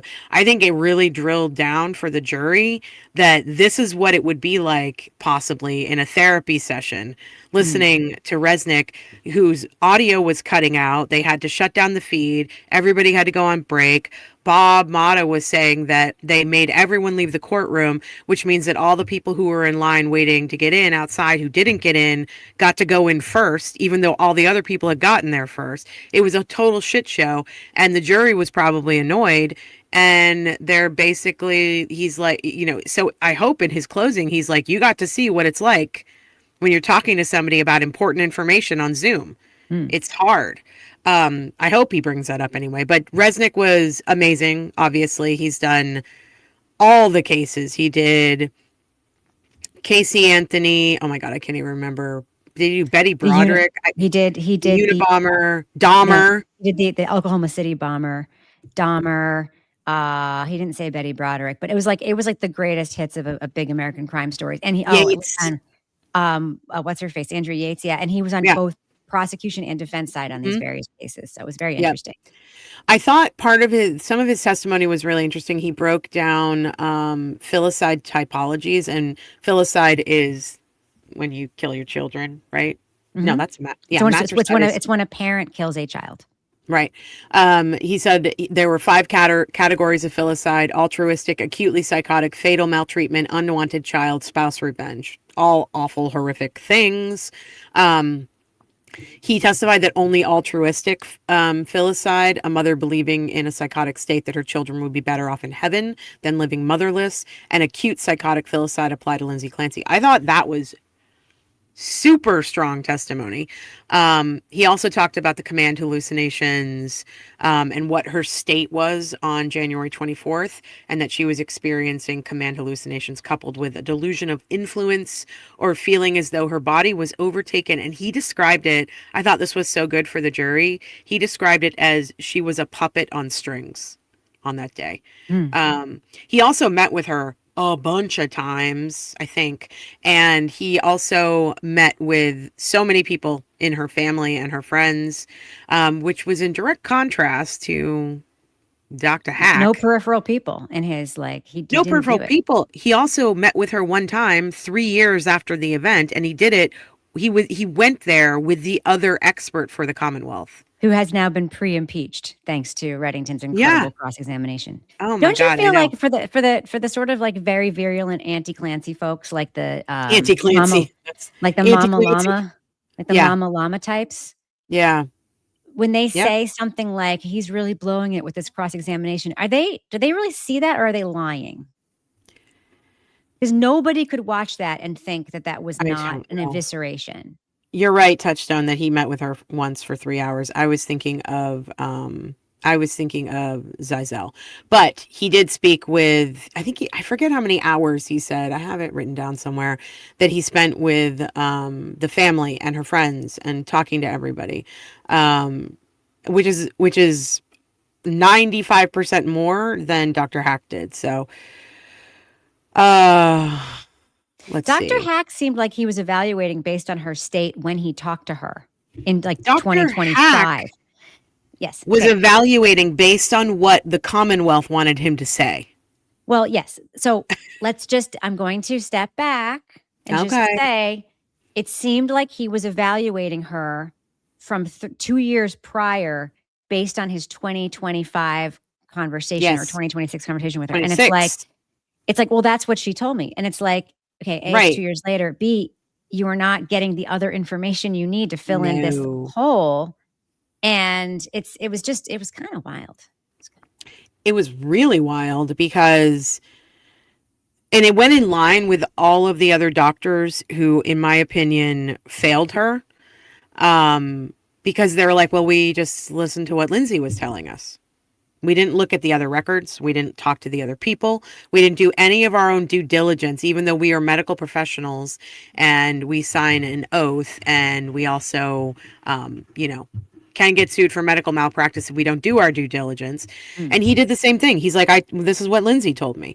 Luna, sorry, hold on. We got a Clut chat from Luna. A Clut Cash, sorry. Clut Cash. Luna said, caught up. Luna tipped us $46 for her birthday. Thank you, Luna. Thank you. We're supposed to give you something for your birthday. I know, right? We'll Caught give up you to the Real Time and pleasure of Scream. using your money to buy something cute. How about that? It's an honor to be here with you and Rebecca on my 46th birthday. I love your dynamic, your values, your empathy, and everything about you two. Can't wait for Crossroads tonight. Love you. Love you back, Luna. Happy birthday. I loved my late 40s and now I'm 50. I loved my late 40s. Like 44, 45 on has been amazing. I'm really happy about getting older. He met with the parents. HRT if you feel like you need it. That's my one piece of advice. Yes, I would agree with that. Okay, so let's get into Dr. Mac. Let's do this. Now that Mackie's back in town. Look how old. Right off the bat, Reddington went into him hardcore right off the bat. Actually, before we get into this, I'm sorry. I was going to ask. Can I just ask something about the cross-examination? Yeah. Didn't you think that right before the very end, when he said that he thought Lindsay Clancy was criminally culpable, everything he said before that helped the defense, in my opinion? Yes, absolutely. He didn't say anything that supported his end opinion that she was criminally culpable. It was wild. And the fact that Reddington got it out of him that he mostly treats adolescents and he's only had in his entire career 10 patients with postpartum, and that his dissertation was on the history of the DSM, and that's really all he wanted to talk about on the stand was his dissertation about the history of the DSM. If you will give me just a second, I need to run to the bathroom and then we'll get into this. Okay. Okay, I'm going to look at some comments while you do that, okay? Great. Be right back. Zimmy says, agree, Rebecca. I don't know what you're agreeing with, but good for you. That's the right stance to take. I didn't like the cross. Oh, I did. I mean, I think that it was tough. I think that sometimes cross examinations, and this one too, included some nitpicky things that won't land with the jury, but I think there's plenty that will. Now, granted, a lot of us know who Dietz is in a way that the jury likely will not. But that was pretty much something. I also had a full-time job for me and my family. It was how I needed. However, when I told people that I needed, I always referred to some, okay, I don't know what this means. You're obviously referring to something that I didn't read, and I'm very sorry about that. Michael Bolton. Yes, that no talent ass clown. Of course, we're talking about the Michael Bolton character from Office Space. It's the reason why everybody, including me, has the red swingline stapler. Am I right? Appeals are made for walking. Oh, a cute name. Rebecca, I pulled a back muscle making my bed this morning and I thought of you. Yes, this is why I make Kevin make the bed. No, I'm just kidding. But I did pull my back muscle sleeping, as you know. And making the bed is important for me. And Kevin does it because he wants me to feel seen. And he wants me to be able to fold his laundry on a neatly made bed. Let's see. What else have we got here? You guys are so great. You're so great. Exactly. How are you going to opine on how Lindsay Clancy was 3 years ago? She's still on S-Watch. Correct. Absolutely correct. He said, quote, when sedation meds wore off, she was clear. Really? So it took you a medical degree, fellowships, professorships, and everything to let me know that when sedation meds wear off somebody, they're clearer? Genius. He's basically Dr. Frankenstein. Do you have a red swing line stapler, Mel? No, I don't have any staplers. It's very important to have a stapler. Do my stapler? Do my Don't take my stapler? stapler. Don't take my stapler. Don't take my stapler. I showed mine off while you were gone. Oh, nice. You got the old school. Yeah. They're available for purchase. I just wanted to get into I'm just going to show a little bit of this. Yeah, do it. Why is this so far? Oh my God. Every time I find a clip of Reddington, he's like,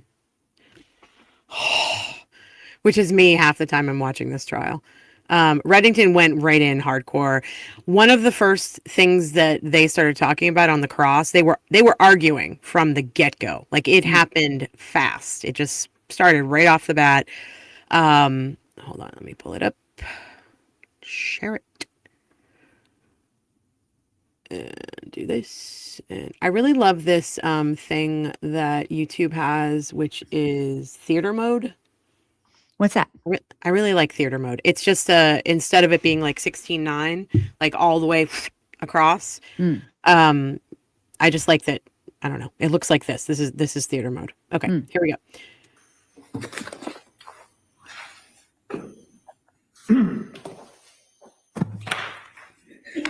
Hi, Mr. Reddington.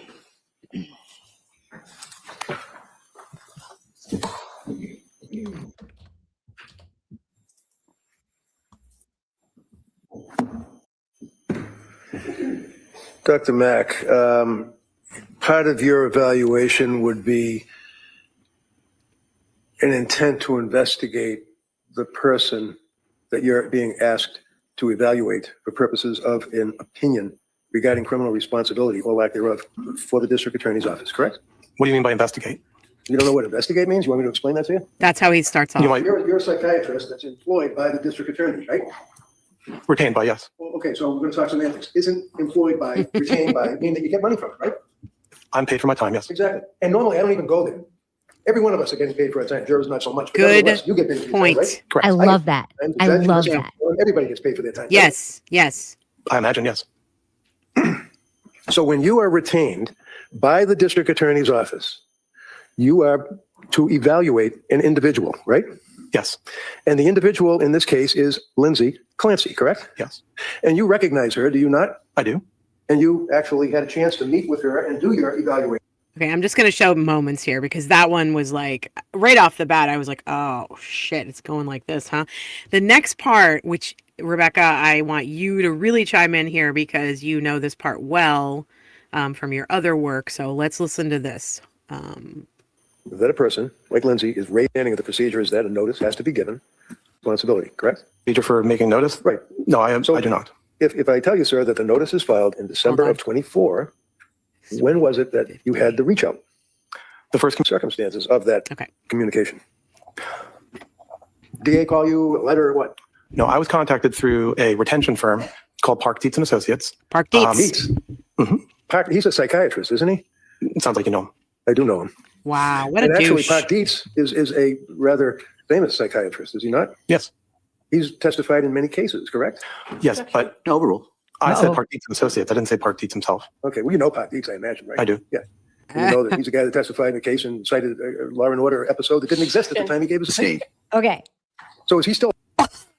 This is, I actually can't believe this guy named his firm Park Dietz and Associates. I know. So for those who don't know, Andrea Yates was tried in, I think, 2002 for drowning her 5 kids. And it's a not dissimilar case to this. She was also a nurse. She also had like a deeply religious life. Her husband was like really religious and also kind of like didn't believe in like her diagnoses and, you know, was like sending her, like testing her all the time, kept pressuring her to have more kids, all this stuff. Not a dissimilar case. Park Dietz was the psychiatrist who testified for the prosecution in that case. And he said, and by the way, she was found guilty in her first trial. He said that she got the idea to do what she did and plead an insanity defense from an episode of Law and Order where somebody was found. Can we give the backstory of why Dietz said that, though? Do you know the backstory? Of why he said it was an episode of Law and Order? Because he had seen it after it aired? Because he worked on Law and Order. Yeah. So yeah, Park Dietz had been a consultant on Law and Order, but he said that she got the idea for this and the insanity defense from an episode of Law and Order that hadn't aired at the time of the killings. So that her case was overturned on appeal because of what Park Dietz did. Yes. She got a new trial. She was found not criminally responsible, and she has been institutionalized ever since. And she's been offered opportunities to get out, and she does not want to get out. Not dissimilar to Lindsay Clancy. Has SI, everything that you would imagine she had after what she did. But Park Dietz is the reason a case very similar to this one was turned over on appeal. So the idea that he would put his name on a firm that would end up on CVs and letterheads of expert witnesses, he needs to change the name of that firm like immediately. Let's finish listening to this. Oh my though, goodness. Because what? Not only was it wrong, but it was a spoiler. I know, right, Lady Harlot? Oh, Lady Harlot, hi. Very funny. That was a very funny comment. Yeah, Lady Harlot. Lady Harlot's hilarious. Okay. I still think Lady Harlot might be Jolene, but I don't know. He's still active?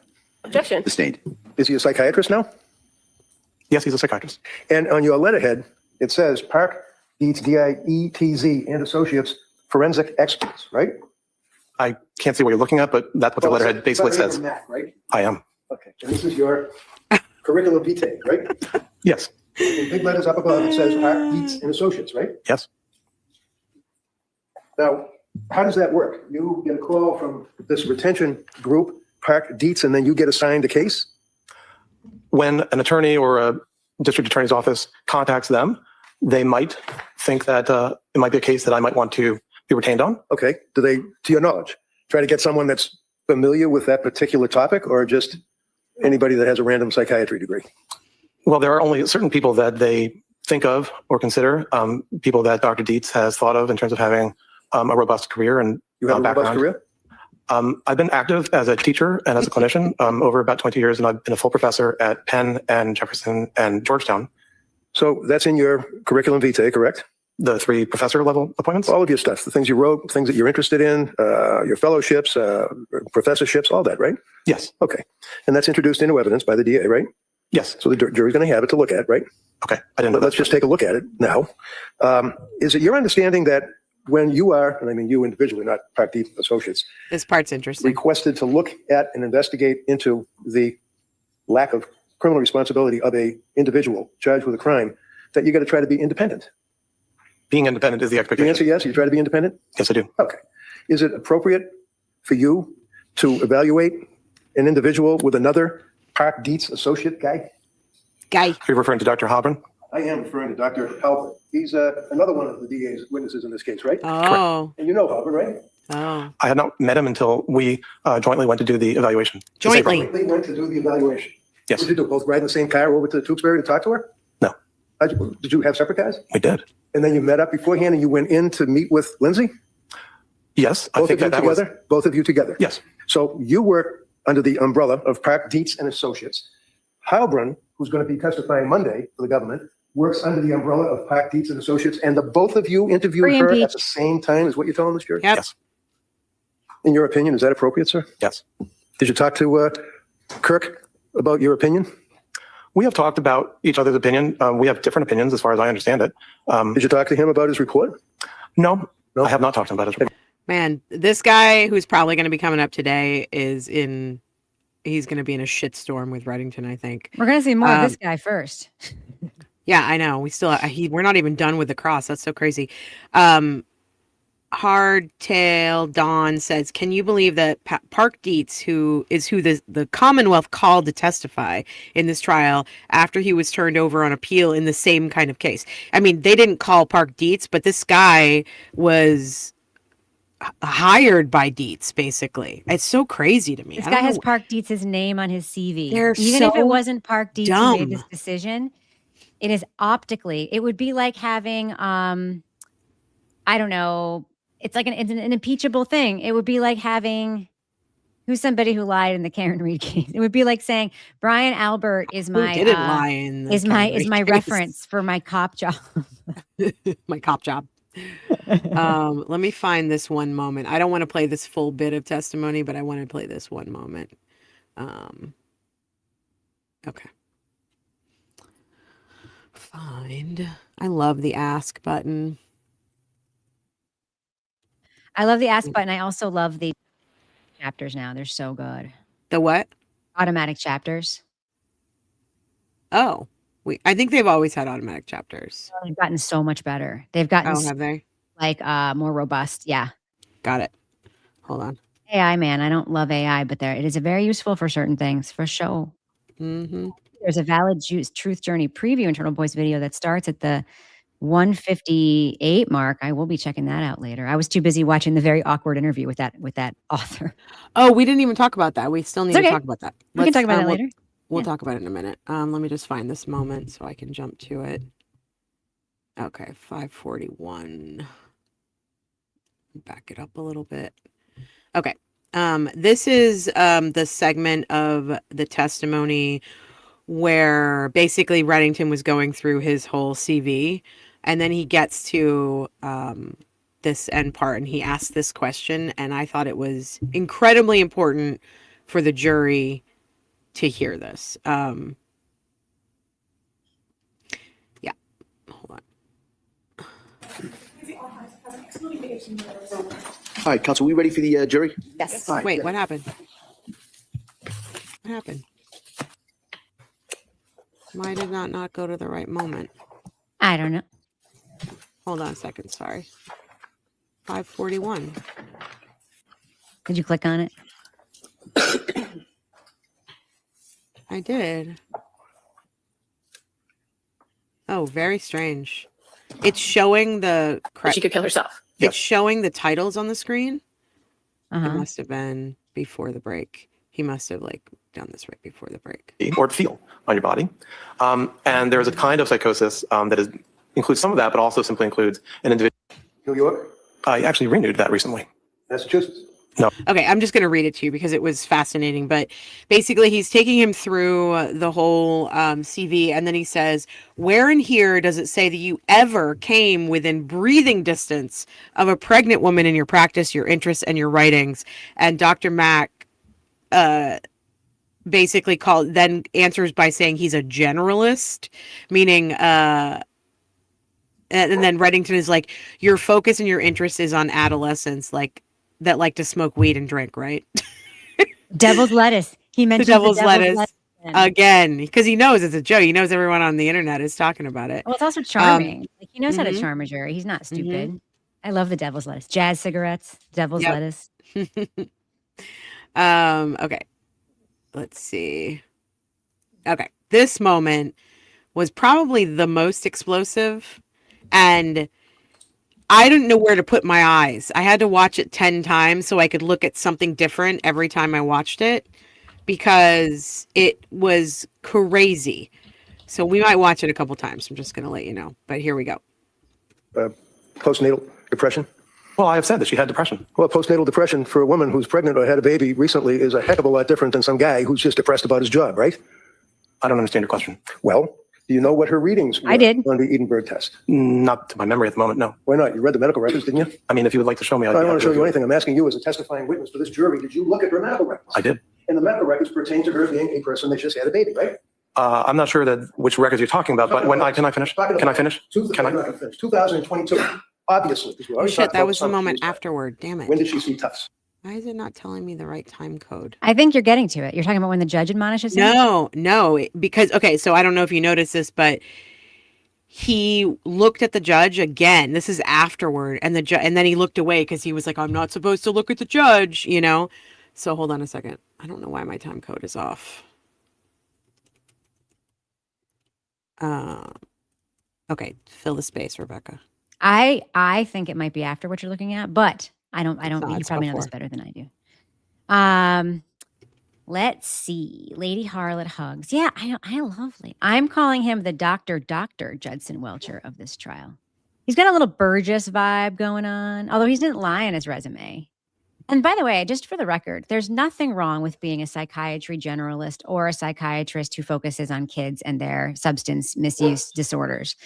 That being said, they're all fair questions to ask when you're asking someone for their opinion on a very specific type of psychiatric disorder being experienced by a very specific type of patient. That's when becoming a generalist becomes a fair question to ask.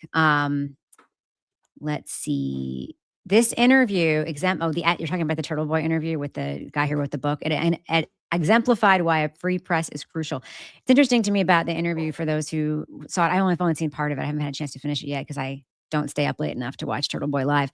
Is that Wedge keeps falling back on his time as a reporter at the Herald and saying, those are journalism rules. Those are journalism rules. And it's like, those may have been newsroom rules, but then he keeps on at the other side of his face saying that you have great journalistic instincts.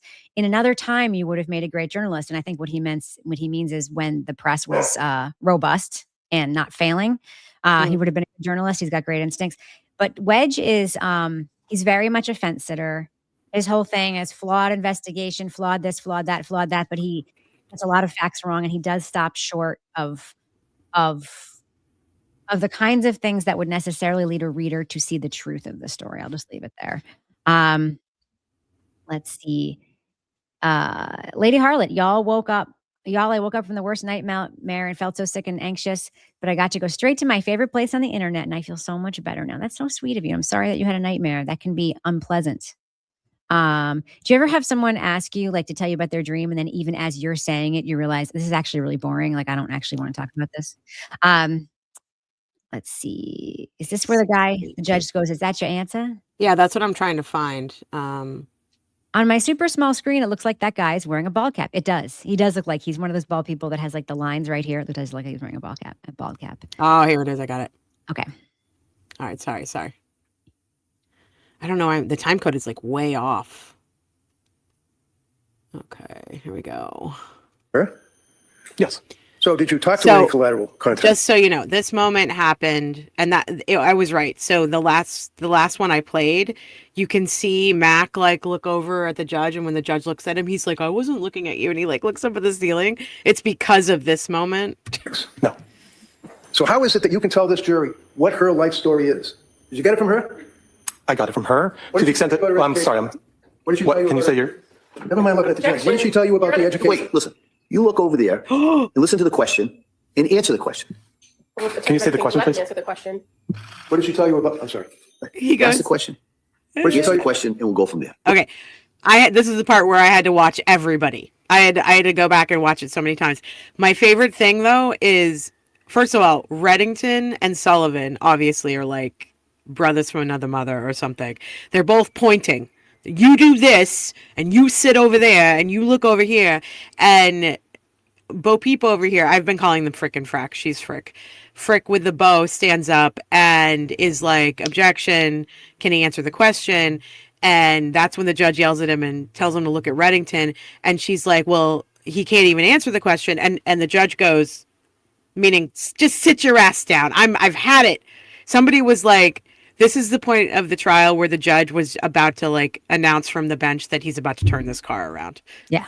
What did she tell you So about- there are some MAC defenders in here, and I actually agree with all of you. The thing is, I can see this doctor being a disarming and competent mental health doctor. He's just not doing the right thing now, and it shows. I agree with you. He teaches at Georgetown. He's taught at Penn. He's taught at 2 Ivy League schools. He's not a hack. He's just a hack witness here because he's being accused of being a hack witness here. I think for good reason, but he doesn't come off to me. He's not a Judd Welcher. Judd Welcher is a scam artist, in my opinion. Yeah. I think this guy in this artist. trial is a scam artist. I think what happened was he was contracted out this case from Dietz, and he did the bare minimum and they were like, the Commonwealth was like, this is what we're trying her for, so you need to come up with this conclusion, and that's what he did basically. There were I don't many know if this times is during- true, Yeah. but do you see this comment? Mac is appearing on Zoom today. What a baby. I love that for him. Ari, I don't know if that's true, but if it is, what a little baby. But go ahead. Sorry, Rebecca. And that's okay. Don't you think that sometimes it seemed to me during the direct examination, he wasn't answering the questions the way she wanted him to. He was actually answering No. questions in a way that was favorable to the defense, and she kept getting frustrated with him. Yeah. Well, you heard that moment with Allie. So what Allie was asking him, she asked him a question that she wanted the answer to. He Right. didn't give her the right answer, and she went, and then he went, oh, I'm sorry. Let me explain again what I was saying. And then he gave her the answer because she showed him how dissatisfied. The thing that I don't think the prosecution is taking into consideration is that the judge is looking at her too. So the judge knows what she's doing. The judge is fully frustrated with the Commonwealth in this case. He's fully frustrated because actually, if everybody, I don't know if you've had a chance, Rebecca, but everybody in the chat, if you get a chance, go watch the conversation that Peter Tragos and his dad just had about these couple Is his of dad moments hot that were. too? No, his dad is not. I mean, he's Normal? a cute old man. He's a cute old man. He doesn't look anything like Peter. But go listen to the conversation they had about this, because Papa Tragos is saying, at the very least, these lawyers should have been sanctioned for what they did about the Catholic comment with Patrick Clancy's mom. And he said, without a doubt, 100%, they knew what they were doing was wrong, and it was nefarious what they were doing. And he's like, not sure why they did it. A lot of people are starting to have the opinion that I've been having, which is they're trying to throw this case because they know they're losing. And they're basically really, like, the judge knows, and Peter Tragos' dad said that if he were the judge on this case, he would actually report them to the bar for their conduct in this case, and that they should be forced to go back and get training because of this, because what they're doing, they know it's wrong. So they're doing it for some nefarious reason. But anyway, can we just watch the moment one more time where he yells at everybody? Absolutely. It's my favorite. My favorite Ask the nickname, question. by the way, for the bow-wearing prosecutor is Paul Revere. Just Yeah. saying. Somebody on the internet calls them and ummer, and I think it's the best thing I've ever heard. I think Wait, they say wait, all listen. the time, yeah. And it's, They yeah. do. You look over there and listen to Sorry. Is. Did you get it from her? I got it from her What to did the extent she that, say about I'm sorry, What did she what, tell you can you about say it? your, Never mind looking at the check. What did she tell you about the education? Wait, listen. You look over there and listen to the question and answer the question. Can you say the question, please? Answer the question. What did she tell you about? I'm sorry. Ask the question. What did she Answer tell the you? question. And we'll They're go from there. such grumpy grandpas, and I love the two of them. I would watch a show of Judge Sullivan and Reddington. I would watch just a show about them. I'm certainly that they know and respect each other. I mean, I know that Reddington and Cannoni have a professional and a strong professional relationship. And Yeah. somebody said, "Oh, Reddington wouldn't have been interesting in front of because he knows and likes her." I'm like, that's why it would have been interesting, because if she respected a tough lawyer in front of her, it would have been interesting to see how she actually ruled. Well, the thing is, imagine if Reddington had been Karen Reed's attorney, I think she would have, like you just said, I think she would have deferred a little bit more. She's never been a prosecutor. Bev has never been a prosecutor. She probably respects the hell out of Kevin Reddington. It's the fact that Alan Jackson swooped in from LA, celebrity lawyer, and that's the part she didn't like about him. And that's bullshit. Like, she needs to get the fuck over herself. It's BS. That being said, yes. I'm not anti Karen Reed or anti Karen Reed's defense. All of the critical errors that have been made by Karen Reed were on the advice of Alan Jackson. Yeah, agreed. Yeah. So I think Yannetti is a much more measured.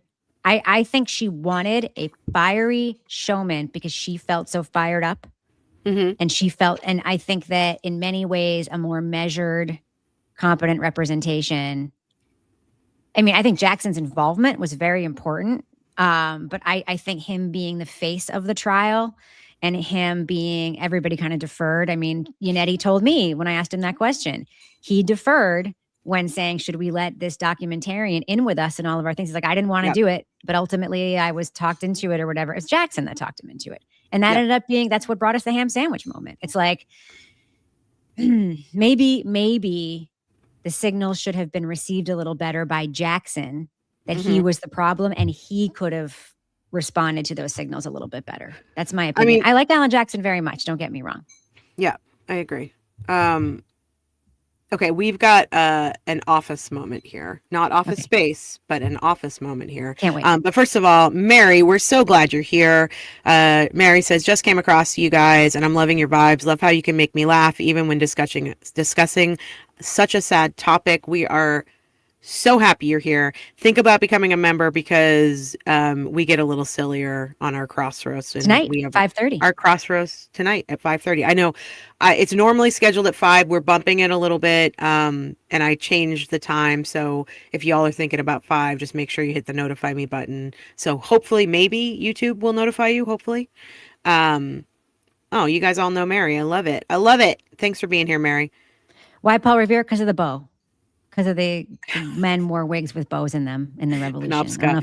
I don't know if you've seen those paintings. Did she blow up Penobscot Bay? Okay, let's watch this moment. Was she a pewter maker? No. I wish that we had the Office music. I wish we could use the Office music on this. I can put some doofy music up, I think. Hold on. I think it would make it so much funnier. I think I have some good doofy music. Hold on one second. Okay, go. Created in DSM-4 in 1994. First of all, wait, pause, sorry. You don't have to pause the music if you don't want. There were so many hot mic moments from the prosecutors during this day. They were just like, we were trying so hard to figure out what they were saying, but you could feel how scared they were in their hot mic moments because they're like, get him, he's about to do this thing. Go, you gotta object, do it now. It was just like so funny to me, but okay, here we go. How about the World Health Organization? What's their cutoff using that term? I don't know. I can tell you that the components of postpartum psychosis, the illness, utilize, I believe, 12 weeks, maybe 6 weeks, but not more than 12. How about maybe the, 6. what is it, IDC, ICD? The World Health Organization's international. If I tell you it's a year, would that mean anything to you? It's not 6, maybe 12, it's a year? Doesn't mean anything to me? Yeah, does it mean anything to you? With regard to what? It's a year. They're talking about 4 weeks. Look at these two. They're referring to a year. Well, the distinction between the ICD and the DSM is substantial. The DSM... Hi, Mr. Reddington, why don't you ask a question? So would you agree with me, sir, that the way that women are treated postpartum after having babies, prior to having babies in Europe, is a heck of a lot. There was a moment, let me see if I can find it, where he takes his glasses off and he like looks at everybody. So they're done except for those who discontinue medication for pregnancy. What does that mean? What it means is when thinking about women who have bipolar disorder who are pregnant, the risk of having... No, it's when... women is during... Here it is. Right? Yeah. And that this has been associated with a worse course of illness. Many women with bipolar disorder also report severe emotional disturbances during perimenopause. Yes. When estrogen levels are decreasing. Can I read that? That was incredible. One more time. At that moment when I was watching it, I was like, holy shit, the camera guy knows exactly what or camera woman, he knows exactly what they're doing. This is amazing. This is our Office moment right here. Disorder experience exacerbation of mood symptoms during their premenstrual time period. Right? Yeah. And that this has been associated with a worse course of illness. Many women with bipolar disorder also report severe emotional disturbances during perimenopause, when estrogen levels are He's like increased Jim. every better. He's freaking Jim in the office. Right, because it does say that, okay? And that there does not appear to be an increased risk of mood episodes in pregnant women with bipolar disorder, except for those who discontinue medications for pregnancy, right? That what it says that in the DSM? Right. So what does that tell you? 25 words or less, sir. That sentence, where it talks about, there does not appear to be an increased risk of mood episodes in pregnant women with bipolar disorder, except for those who discontinue medication for pregnancy. What is that? What it means is when thinking about women who have bipolar disorder. Oh, I can't. When he starts going, when he starts talking. If you had told me Oh, God. before this trial or any time in my professional life that we would be watching a scene from the most tragic trial Traumatic. that we've ever watched, and I would be playing doofy music in the background, what does that tell you about this witness? I know, right? Okay, there's one. This is the last moment that I wanted to show you. Tara, I love you, but it's fewer. What? Oh, people, it's like my I have like 3 grammar pet peeves. Mine is the use of less and fewer. Did I say less? No, we're talking about Tara. Tara, I love you very much. It was not about you. I was a joke between Kevin and I. Every time on TV someone says less and it should be fewer, we go fewer. One of our shitty habits that we do. I wish I could remember. It's right on the tip of my tongue, and I can't remember that or who. Yeah, people who say people that blah blah blah. People who? Yeah, that drives me nuts. That's my pet peeve right there. All right, 6. Or the who and whom. I have easy rules to remember all this stuff if anyone's I do curious. too. We all learned them. Well, in the 80s and 90s, we learned them in elementary school, basically. But they don't teach that kind of stuff anymore. Okay. Wait. Oh my God. If you have English major DNA, like I do, LTL will make you crazy. Oh, yeah. His misuse of, he's like malpropism after malpropism. He says frustrated instead of frustrated. Oh, I saw that one. I know. He has so many annoying mispronunciations that just speak to stupidity, not regional dialect. Yeah. I bet he says library. I bet he does. I bet he does. I bet he says nuclear instead of nuclear. I bet he does. Ugh. Hold on a second. I just got to pull the time code. I know that can be regional too, but FYI, everyone, nuclear is a mispronunciation. Yeah. I forgive you for doing it. I don't forgive LTL. You forgive me? Do I? I don't say it. No. I mean, I forgive anyone in our audience who does that. Oh, okay. Okay. 7 minutes, 7 hours. 7 hours. That's how long we were on the other day.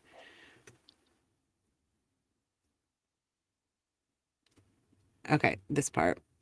Community. With that, I imagine, right? That's a subset. I mean, that's a portion of the chapter, I imagine, that Right, describes. it's a paragraph. Okay. It's a paragraph. Out of 1,000 pages, it's a paragraph. What's your question? Women may be more likely to experience Look at the judge. rapid cycling in mixed states and to have patterns of comorbidity that differ from those of men, including higher rates of lifetime eating disorders. Come on. This is what they talk about with postpartum psychosis and postpartum depression, eating disorders, and the difference between women and men. Is that your question? I'm not sure I understand your That's how question. you answer it, yeah. What's your question? Postpartum disorders, sir, the difference between women and men, and they make reference to eating disorders. Well, I think the section header, if you don't mind reading it again, was aspects about gender. And so in that section, I just had to imagine play they're that describing it. I didn't moment write. because I was at my all of my flabbers were gasted when he was like, "Is that your question?"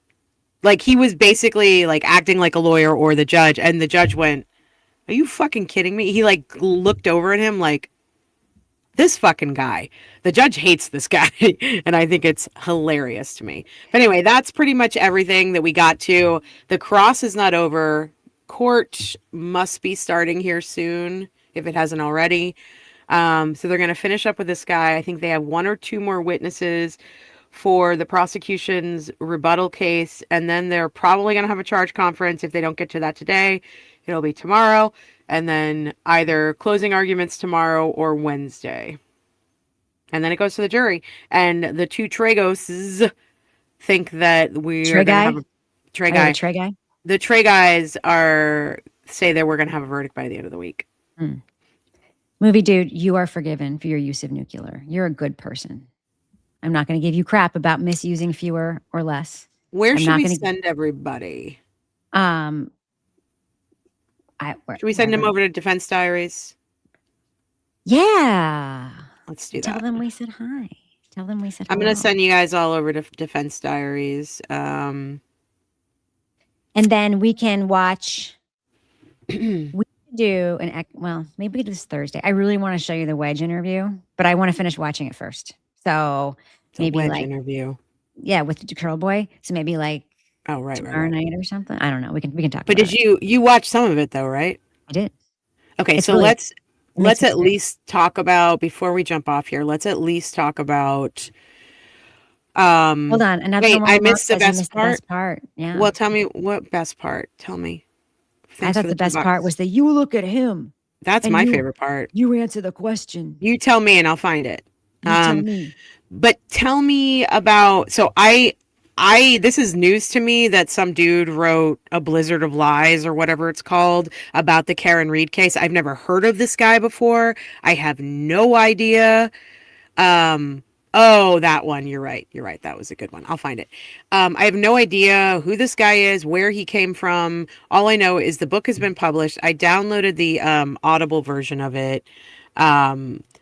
And now the next thing I know, Turtleboy is interviewing the author. And what do you know about it that I don't?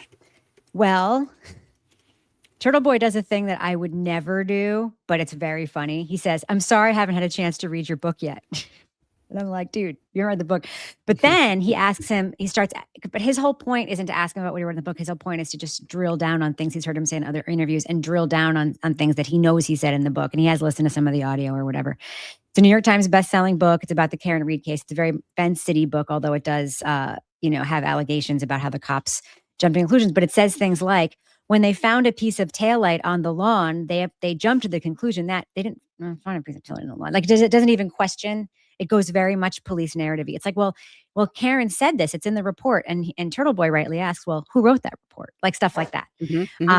So it's a very light, Reader's Digest-y book as far as I understand. I haven't read it. I know that LTL and Red Crawford are very proud to have been mentioned in the book. Okay. Is Turtleboy mentioned in the book? Oh, yeah. Yeah. And he says, at one point he does tell Turtleboy that, well, there was no probable cause to go into the house. And Turtleboy's like, what are you talking about? And he goes, this is what I didn't like about what I heard so far. He kept pulling out I'm a journalist. All my experience, I know what I'm talking about, and you don't card. And he said that with regard to probable cause to go in the house. And and Turtleboy said, Dave, you know what? I'm just going to pull up this moment for you. You'll like it. Okay, So wait, can I just, look for what you're looking for. Yep. Well, I already found it. Let me play this moment that Another Normal Mom, and you're right, this was a great moment. This is like really quick, so we'll watch this really quick. Well, one might have heard it from the notes from her spouse. It might have heard it from Let's the talk about defendant herself. let's talk about one might have heard it. Is the one you're testifying? Yes. Did you hear about it through the notes of the spouse? No, I didn't hear about any way in which her work Okay, so why are you wasn't. telling me that? Why are you saying one might have heard about it through the notes of the spouse? Well, I think your question was, how would one learn about any deleterious acts or components of the person's work? So I didn't hear about any way in which she wasn't working hard and retained as a nurse at an excellent institution. So basically, you don't know, is what you're telling me. You don't know what her reputation for work ethic was. You don't know what her hours were. You don't know what her reputation in her work community was. You just don't know. Isn't that right? Combined with the records and also the report from Dr. Resnick, who described her own view of herself as being a hard worker, I don't know further than that. So in addition to being a labor and delivery nurse at Mass General Hospital for a number of years, you knew that she obviously was married, right? Yes. And her husband was Patrick, right? Yes. You know how many years she was married, right? I do. How many? I don't know it offhand, but I believe I understand or knew the date when they were married, which may have been 2013. So the fact that she was married, did she want to have kids or did she find them to be a burden? She very much wanted to have children. She described that was her lifelong interest. Had one child, Cora, right? I can't hear you. First child was Cora, right? Yes. Did she have any delivery issues with Cora? Not that I recall. How about the second child? What was the second child's name? Dawson. How old was Dawson at the time of the incident, as we say? I think he was around 4. This is the wrong moment. And did she have any issues with his delivery? Do you mean the delivery or in the postpartum period? I mean the delivery. No, this is the right. If you're looking for the if I recall, I think tear she part? had a tear, which is called an episiotomy. And that was something she was unhappy about. No, I was looking for. Okay, Did she so have just hit pause. WHO, right? A tear when you give birth is not called an episiotomy. Right, An exactly. episiotomy is when a doctor takes a scalpel and cuts you open a little bit to assist with the birth. And it's a very controversial procedure because they very often don't heal well. They very often affect a woman's sex life for the rest of her life. Mhm. It should, my understanding from my friend who's a gynecologist, is this the kind of thing that she only did in true emergency situations, because she knows it's actually less damaging to have natural tearing and repair it than to the nerve damage and so forth that you can This do. guy, I mean, at the end of the day, this guy didn't know anything about what Lindsay went through. He didn't really understand anything about her life. He makes the statement that she has a lifelong, like, not wanting to take drugs. And that's what Reddington was doing here. He was going through, well, you don't actually know anything about her life. So you're telling us that she was opposed to taking any kind of psych medication in elementary school, in high school, in college. Like, what are you saying? And he's like, well, I don't know that. And he's like, so why are you saying she has a lifelong, like, aversion to drugs? But here's the moment that another normal mom was talking about. Physiologic changes that happen at the time of birth. And actually, one of the objections that group has to the way that the DSM is written right now is that they would like it to be solely post-birth rather than one that encompasses pregnancy and birth, because it aligns with the theory that this type of disorder is related to those physiologic changes. So the timing of being closest to birth is instrumental in that proposal for postpartum psychosis, the disorder. When it's described as a disorder that occurs almost right away at the time of birth. And it is urgent. Who says that? Who? The literature on postpartum psychosis, whether it's What postpartum literature? psychosis. What literature? Many Not in the people Bible, right? say. Well, it's not in the Bible, but the reports by the people who are advocates, an expert consensus panel who are advocates for inclusion of the syndrome of postpartum psychosis. And they've been trying real hard. Let him finish. Well, he's just going to go on for another half hour. No, I'll finish, doctor. Go ahead. I don't have it anymore. Sorry. All right. Did you hear that? I did. He's Consensus just going to go panel on. or advocates for inclusion of the syndrome of postpartum psychosis. And they've been trying real hard. Let him finish. Well, he's just going to go on for another half No, hour. I'll finish, doctor. Go ahead. I don't have it anymore. Sorry. All right. Go ahead. Would you agree with me, sir?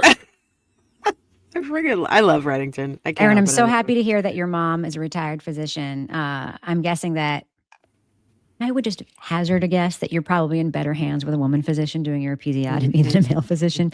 I'm not saying that's obviously universally true. I've had many wonderful, sensitive, tender, listening male doctors, but I know many women who have not. Okay. Want to see discount Kevin James? Yes, I do. And you didn't have to pay us another $2, another normal mom, but thank you. All right. Here's discount Kevin James, aka author Dave Wedge. Kevin, he does look like Kevin James. Very, very discounted. And I will tell you this is the exchange that I was referring to earlier around the probable cause thing. And it will give you a taste of how uncomfortable this interview was. And as I said, I'd love to finish watching it. I mean, if we had all the time in the world, I would just watch it with you, but we don't. So I'm going to finish watching it and then we can talk about it. Don't hit pause though, because your freeze frame game is really on point. Look, Turtleboy looks like he's doing his, what was that movie about Ben Stiller and the white blue steel. He's doing his blue steel. Hold on, I'm going to take a screenshot of this. Yeah, please do, because this is blue steel right here, and I love it. All right, no. Blue steel. Okay. Hold on. New. I know, right? Amabo? Blue steel right there. New. I don't want to get this part in. There we go. Blue steel. Okay. Save as. If you knew how I did this, you'd laugh at me so hard with my Windows computer. I know. I'm like, why is it taking so long? No, I'm just using the clippy function instead of like the one button things. I want the clipping function because I want it actually to be the frame. I like doing it that because I can get exactly what I want instead of the whole screen. Do you still have the paper clip that jumps around? Is that a PC thing? Pretty much. I need a freaking MacBook, but I can't afford it anymore. Belinda Gates. Hey, Belinda Gates, if you're watching this, did you say I want to take Melinda Gates. If you're watching this and you want to take a break from giving to charitable and worthy causes, same to you, Mackenzie Bezos. If you want to take a break from your foundation work, I mean, I think Mackenzie's more likely because she don't like Jeff anymore. You know, Mhm. Melinda doesn't like Bill anymore either. Not after the Epstein files, especially But Melinda. Mackenzie is more likely to get a good deal on a Mac than Melinda From Amazon. Anyway, feel free to send me one. Okay, so you want to watch this exchange about probable cause? I sure the fuck do.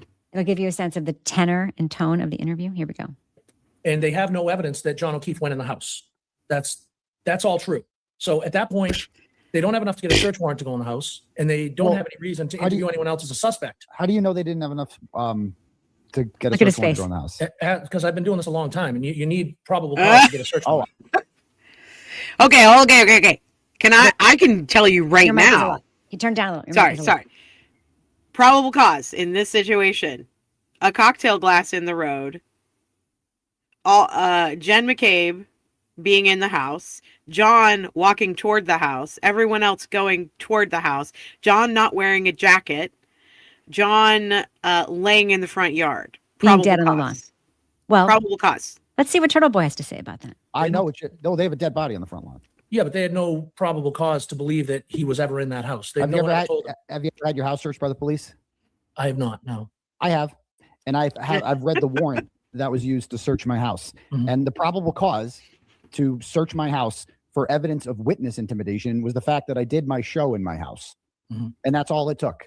And they just said, a judge, as somebody speaking from experience, I can tell you that judges will sign any search warrant the police give to them, and will say probable cause. They took my phones, my computer, and searched my entire house, went through my kids' sock drawers, pulled every bed apart, looked through every single. This guy's like, bro, but that's not what I said in my book, bro. He's shopping on the internet right now.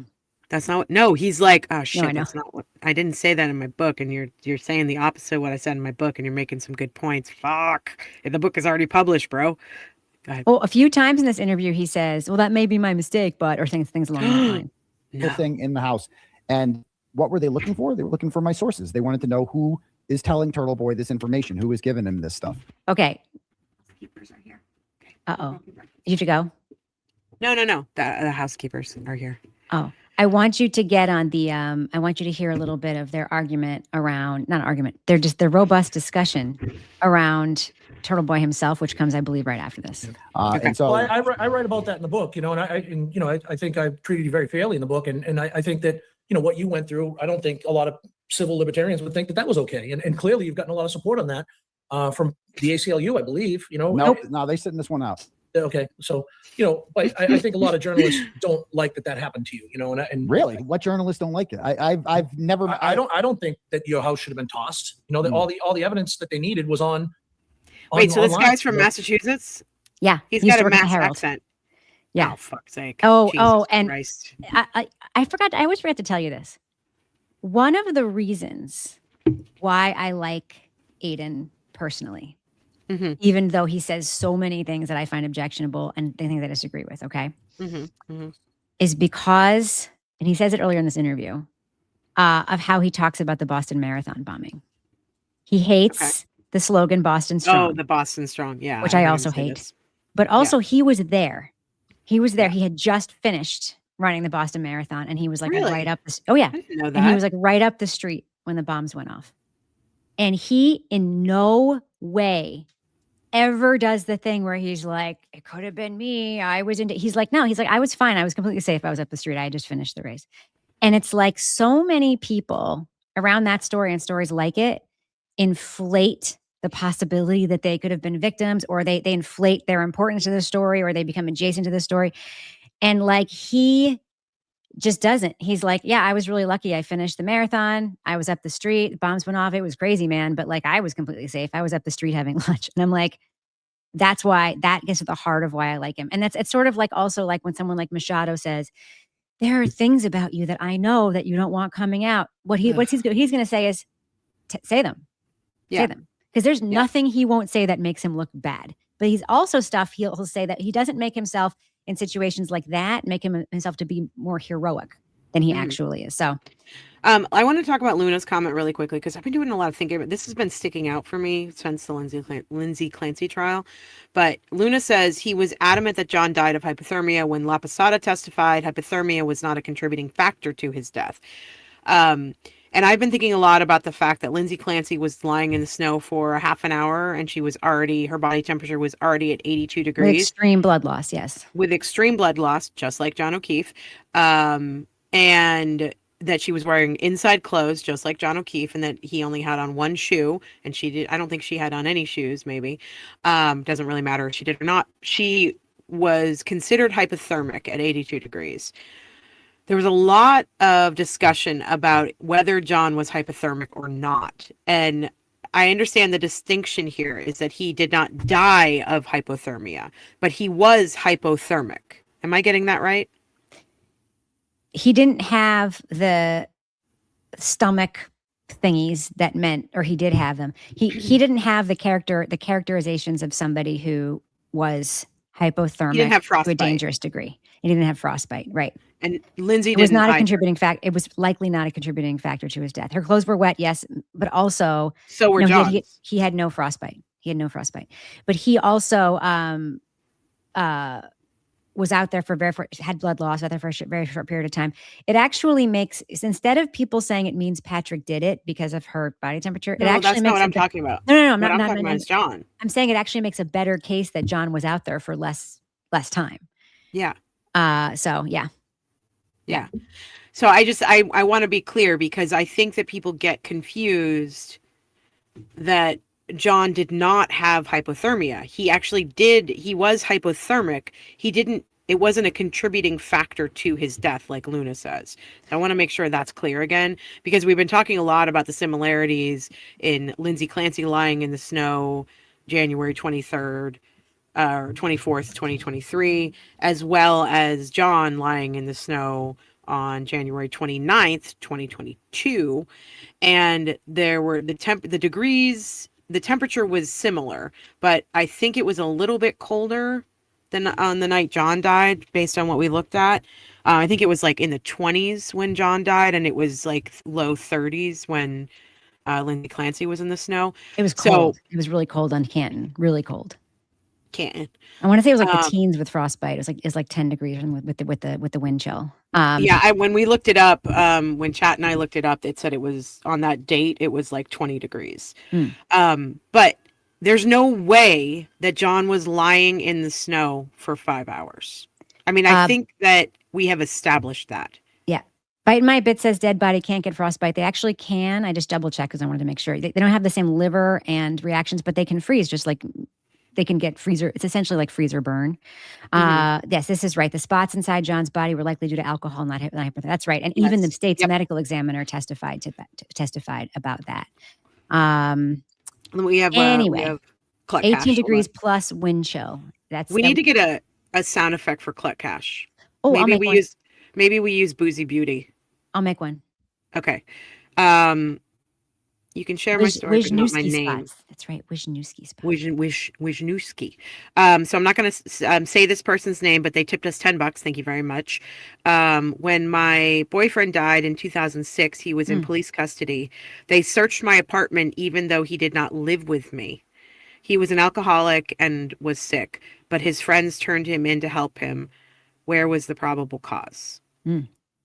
Great point. I mean, Turtleboy's right here. The idea that an author would write a book about this case and say that there was no probable cause to go into that house just because a bunch of cops said there was no probable cause, they were wrong. They were making excuses for why they didn't get a warrant to go in and search that house. That was just another excuse for them. But I want to play one other part for you that came. And I promise I'll watch this whole thing. And if there's more parts you need to see, hold on one second. Rebecca and I have talked in depth about the lividity on John. We talked about it on the readathon quite a bit. Wouldn't that show if he was lying there for 5 hours? I think it did show that he was lying there for not a long period of time because of where the lividity was and where it had moved. But anyway, we talk about it. I have another good freeze frame to show you. Okay.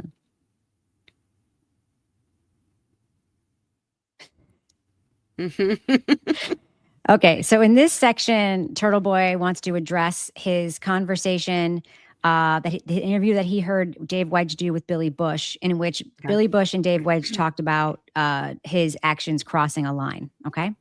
You know, when I'm talking about crossing a line, I'm saying crossing a line of traditional journalism. You know, you don't play by the same rules as a reporter at the Boston Herald or WCVB Channel 5. You know, the things that you write and say, I could have never gotten into the Boston Herald when I was a reporter. And I've said in many interviews, I get asked about you all the time. And my answer is always, he's got great journalistic instincts and he's done some great work. And I think at one point in your life, you would have made a great Herald reporter. You know, if back in the day, I think you would have been really a good Herald reporter. But, you know, I certainly couldn't broadcast the witnesses' phone numbers and addresses and invite people to go there with a bulletin. Well, I didn't broadcast their phone. It's in the court documents. Yeah, but you put them on your show, and I mean that. Look, right, I shared a public court document. I'm not going to litigate your pending criminal case. You asked me a question about crossing a line. That's something I could never do. I would have to blurt that out to put that up on a screen. I couldn't get away with that. I would get fired as a trained, seasoned, veteran journalist. That's nothing about. Wait, pause. You have to hear his retort here. You have to hear his retort, and then you can. Okay, respond. can I? Okay, fine. Hey, now maybe you beat the case, maybe you don't. That's up to you and your lawyers. Good luck. But if you're asking me about journalism ethics, you can't do that. It's against the rules. So for journalism, but it's not for you because you're your own boss. You can do whatever you want. You live and die by what you report. So I had bosses and editors and publishers that would say, "What are you doing, Dave Wedge? You're fired. You can't do that." But here's the thing, though. That's not true. Because this document that I got the phone numbers off of was published as a PDF in several media publications because it's a public court filing. It's a literal public court filing, right? Yes. And if they put it online with those unredacted, then they should be in trouble too. There's no, you don't get, no. I mean, if it's the rules of your publication, sure. But what I don't like, and I have been guilty of this earlier in my career, back when we started Crime Writers On, back before really important conversations about journalism got started, sort of got into my brain, got me thinking very differently about how we do what we do. And before, frankly, some of the rules of my own news organization were shifted to reflect these changes in thinking about journalism. What I don't like is when journalists pretend like they're surgeons and evoke a. Now, I've been a journalist since 2007. Okay. So I'm saying this from a place of like love for journalism. I don't like when they evoke a sense of superiority as if they are working off some super secret code book that nobody else has access to.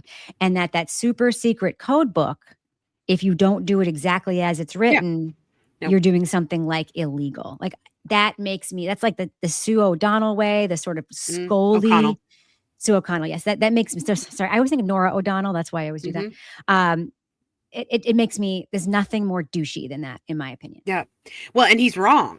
Turtleboy is right. He is allowed to and regular old publications, traditional news, if they wanted to, could just publish court filings. As he points out, in a second, he says it's not illegal. There's nothing illegal about it. No, and he's mixing up ethics and illegality or legality, and he's also mixing up you work for a corporation that has rules and they decide. Aiden is an independent journalist. If I or you outside of NHPR, let's say you didn't work for NHPR and we publish a story just like Aiden did through Substack or wherever we publish it, or we said it here, or we showed, like, let's say we've done this before. I think we show a court document and it has people's address on it.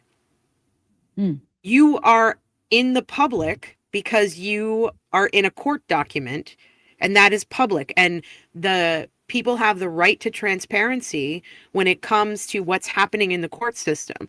And journalists have the right to publish and speak about those court documents. The only time that I feel like we need to redact things, I mean, I don't feel comfortable. Like, I would never get on here and be like, okay, this person's phone number is yada, yada, yada, go call them. I would never say that as a journalist. And I would probably redact the information if I were putting it on the screen. But if it's already out there in the public sphere, I don't feel the need to do that. I'm sure that, you know, some people feel like they should do that, but you don't have to do that. And that is the bottom line. And this guy being like, well, I think your ethics suck is basically what he's saying to Aiden, and you shouldn't have done what you did, and I hope you beat the charge, but I don't know if you're gonna, like he is not adding to the conversation in a legal, constructive, or correct way. He is giving his opinion. He should have said that, actually. If you want to talk about ethics, what you're saying, Wedge, is your opinion. It's not fact, but he's stating it as fact. And I think that's bullshit. And I think he's a hack, and now I'm not going to read his book. I would bet hard money that there are plenty of court filings on the bostonherald.com that don't have addresses of all the complainants redacted. I mean, if the court doesn't redact them, I mean, we redact sometimes. We do redactions at my news outlet if where they live is not if is not salient to a story, like their actual address. We redact the names of minors, we redact the names of victims, we redact addresses if it's not salient to the news story. But it's not a law. That's just like our journalistic code of ethics. We just have guidelines that we go by in the newsroom. But there are very important court cases that list people's addresses, and I just think Dave Wedge is coming off as a real tool here. He could have done better. He's probably got a decent journalism career, although the Herald is a little bit New York Posty. But he's not good at explaining his point of view here in a place that invited him on, where he could make a lot of inroads and sell a lot of books. Like, he's not doing a good job of that here. So. Right. Elena, thank you so much for the 26 pounds. This guy is hard to tolerate. You deserve this. I appreciate you. Thank you so much. Is that $18 or $30 or $40? $37.29, I think. These are ethics questions, though. This is not hard line rules or laws, and that's how he's making it sound. Nothing. Yeah. But outlets like the Herald, they have a police blotter. Yes. Crime log. And the crime log absolutely says the names of suspects. Yep. With their addresses. Tell me you haven't seen a million instances where a person of color was arrested on a drug charge and you saw their address like in the crime log. So-and-so of 42 front. Mima says it. In Worcester, the newspaper does the courthouse records, name, age, and address. Very common. It's also, it's in the freaking Village's crime log. Yeah, which we just showed the other day. Darlene says, Mel, why did John not have a bruise on his back from the phone if he landed his 200-plus pound body on his back and laid there for 6 hours? Why are there no bruises or even marks? There are no bruises or marks because, in my opinion, he did not fall backwards onto his phone. He was placed on top of his phone on accident, and they didn't realize his phone was under his body. No, the phone. No, I know. You say on accident. That's very regional. Oh, yeah, on accident. My coworker Taylor says that. I always love it. And the reason why there were no bruises is because he was placed on top of his phone gently, to some extent probably, and that's why they were looking for his phone. That's why Jen McCabe was calling him so many times, because they didn't know where his phone was, but it was right there under his body, and that's the reason for no bruising. You know what I would be interested in, though? Where? Is the lividity around the phone. I find that might be interesting. That would definitely tell us something if there was lividity around where the phone was, and if the phone had kept that part of his body warm for a little bit. I think that would all be really interesting, but I don't think we're ever going to know the answer to that question. No, we probably won't. We probably won't. Because I mentioned it, and before we go, can I just show a couple of the Village's crime log headlines? No, Rebecca. Villager's girlfriend changes mind after alleging attack following round of golf. Now, there's nothing funny, obviously, about anybody alleging a DV attack. But the fact that this headline includes after a round of golf is what makes it good. Golf cart takes over handicapped accommodation zone at country club in the Villages. What? I'm telling you, the freaking headlines are incredible. Wildwood rolls out new golf cart registration program for residents. That's nice.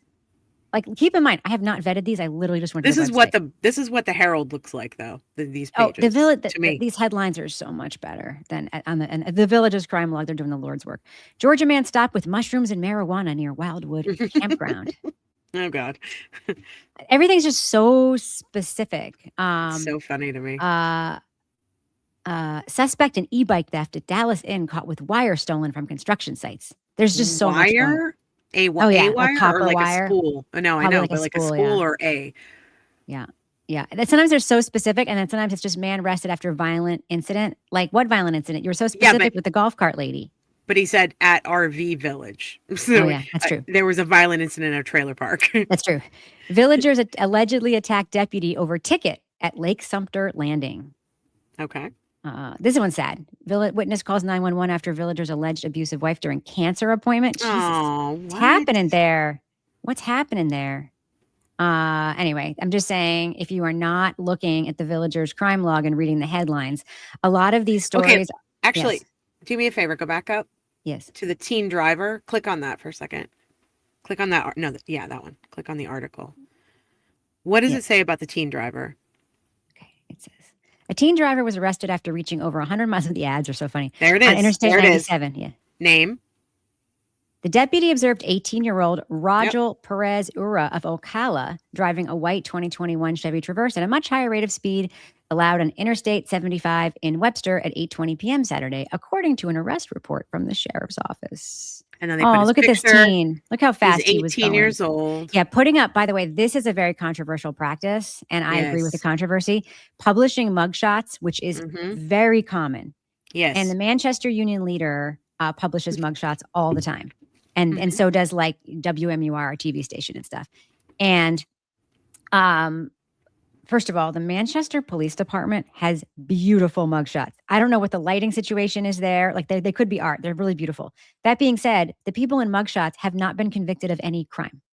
So you are literally putting somebody's face on the internet forever when they have been accused but not committed, have not been convicted of a crime. That really bothers me.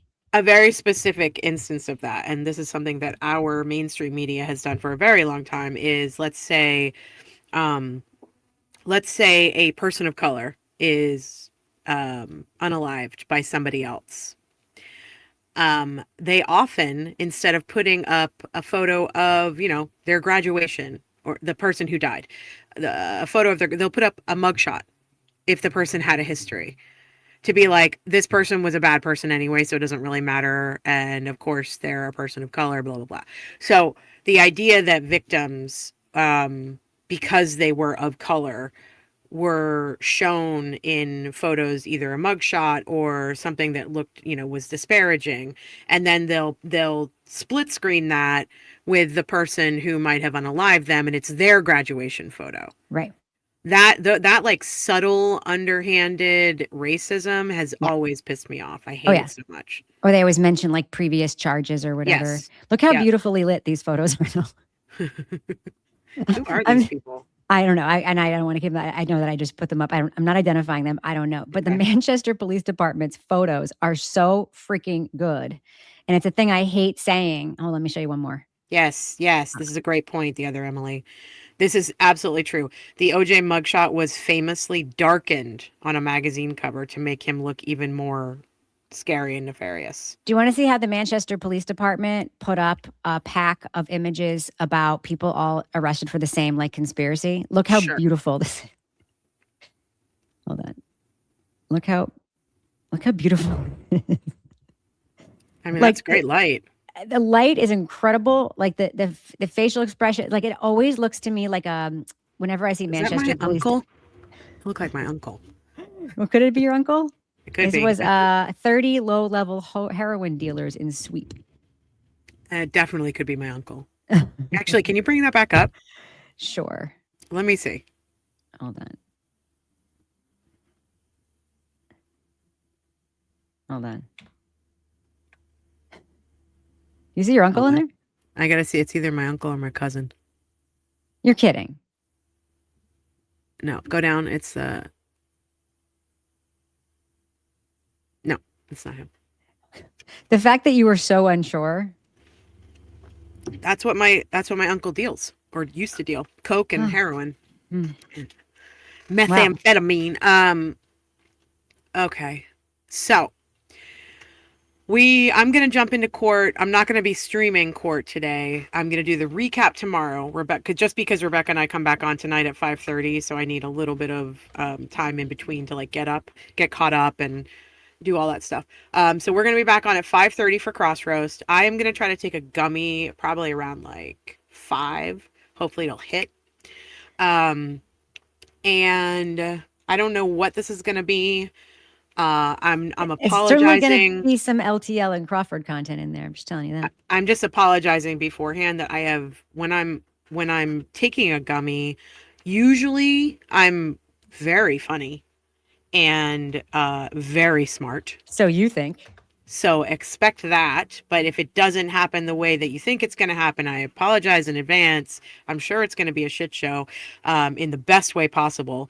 And come back tomorrow. And I think I said 12:30. It's already up. So you can click that notify me button. Do it on all your devices so you don't miss it.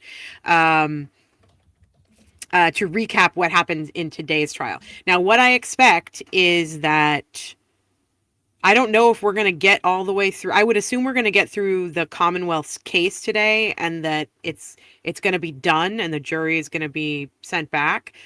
I don't know if we're also going to get to a charge conference today or if that's going to happen tomorrow, but I expect closing arguments either tomorrow or Wednesday. And closing arguments, I will go live for, obviously. So awesome. It's going to be a good time tonight, Mel. It is going to be. Tell people to become members that they can come join us at 5:30 where I make Mel. I introduce Mel. Okay. To the it's fun time. $2.99 to watch me get high and Rebecca to try to embarrass me. I'm not going to embarrass you. I just want you to be, I want you to enjoy. Secondhand embarrassment. Oh, yeah.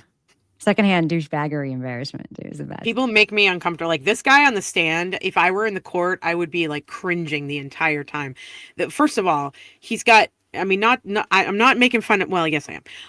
I'm sorry if you have a lazy eye, but the fact that his eyes are like, goop, and then he's trying to make meaningful eye contact with frickin' Frack over here. And it's like, he's got an eye on both of them. And he's like waiting for the response. And then the judge is like, you look at him. And he's like, but I can look at you both, sir. You know, like, I can't, this guy makes me uncomfortable. You know what I'm saying? Ugh. You said it. I didn't, friend. I know. Just. And now the lazy eye community is going to be. I know, but I can't help it. This is literally the first thing that when he got on the stand, I was like, oh shit, what's wrong with his eye? I'm going to only be able to look at his eye the whole time. And there were a lot of instances where he would like get frustrated and he would take off his glasses and then he would be like, you know, with his big eye. And anyway. I think I'm going to adjust the thumbnail for tonight so folks know what to expect. Okay. I love you, girl. Love you right back. I will see you back here. After what I make you watch. All right, I'll see you here at 5:30. $2.99. Become a member. Crossroads 5:30. Bye. Bye.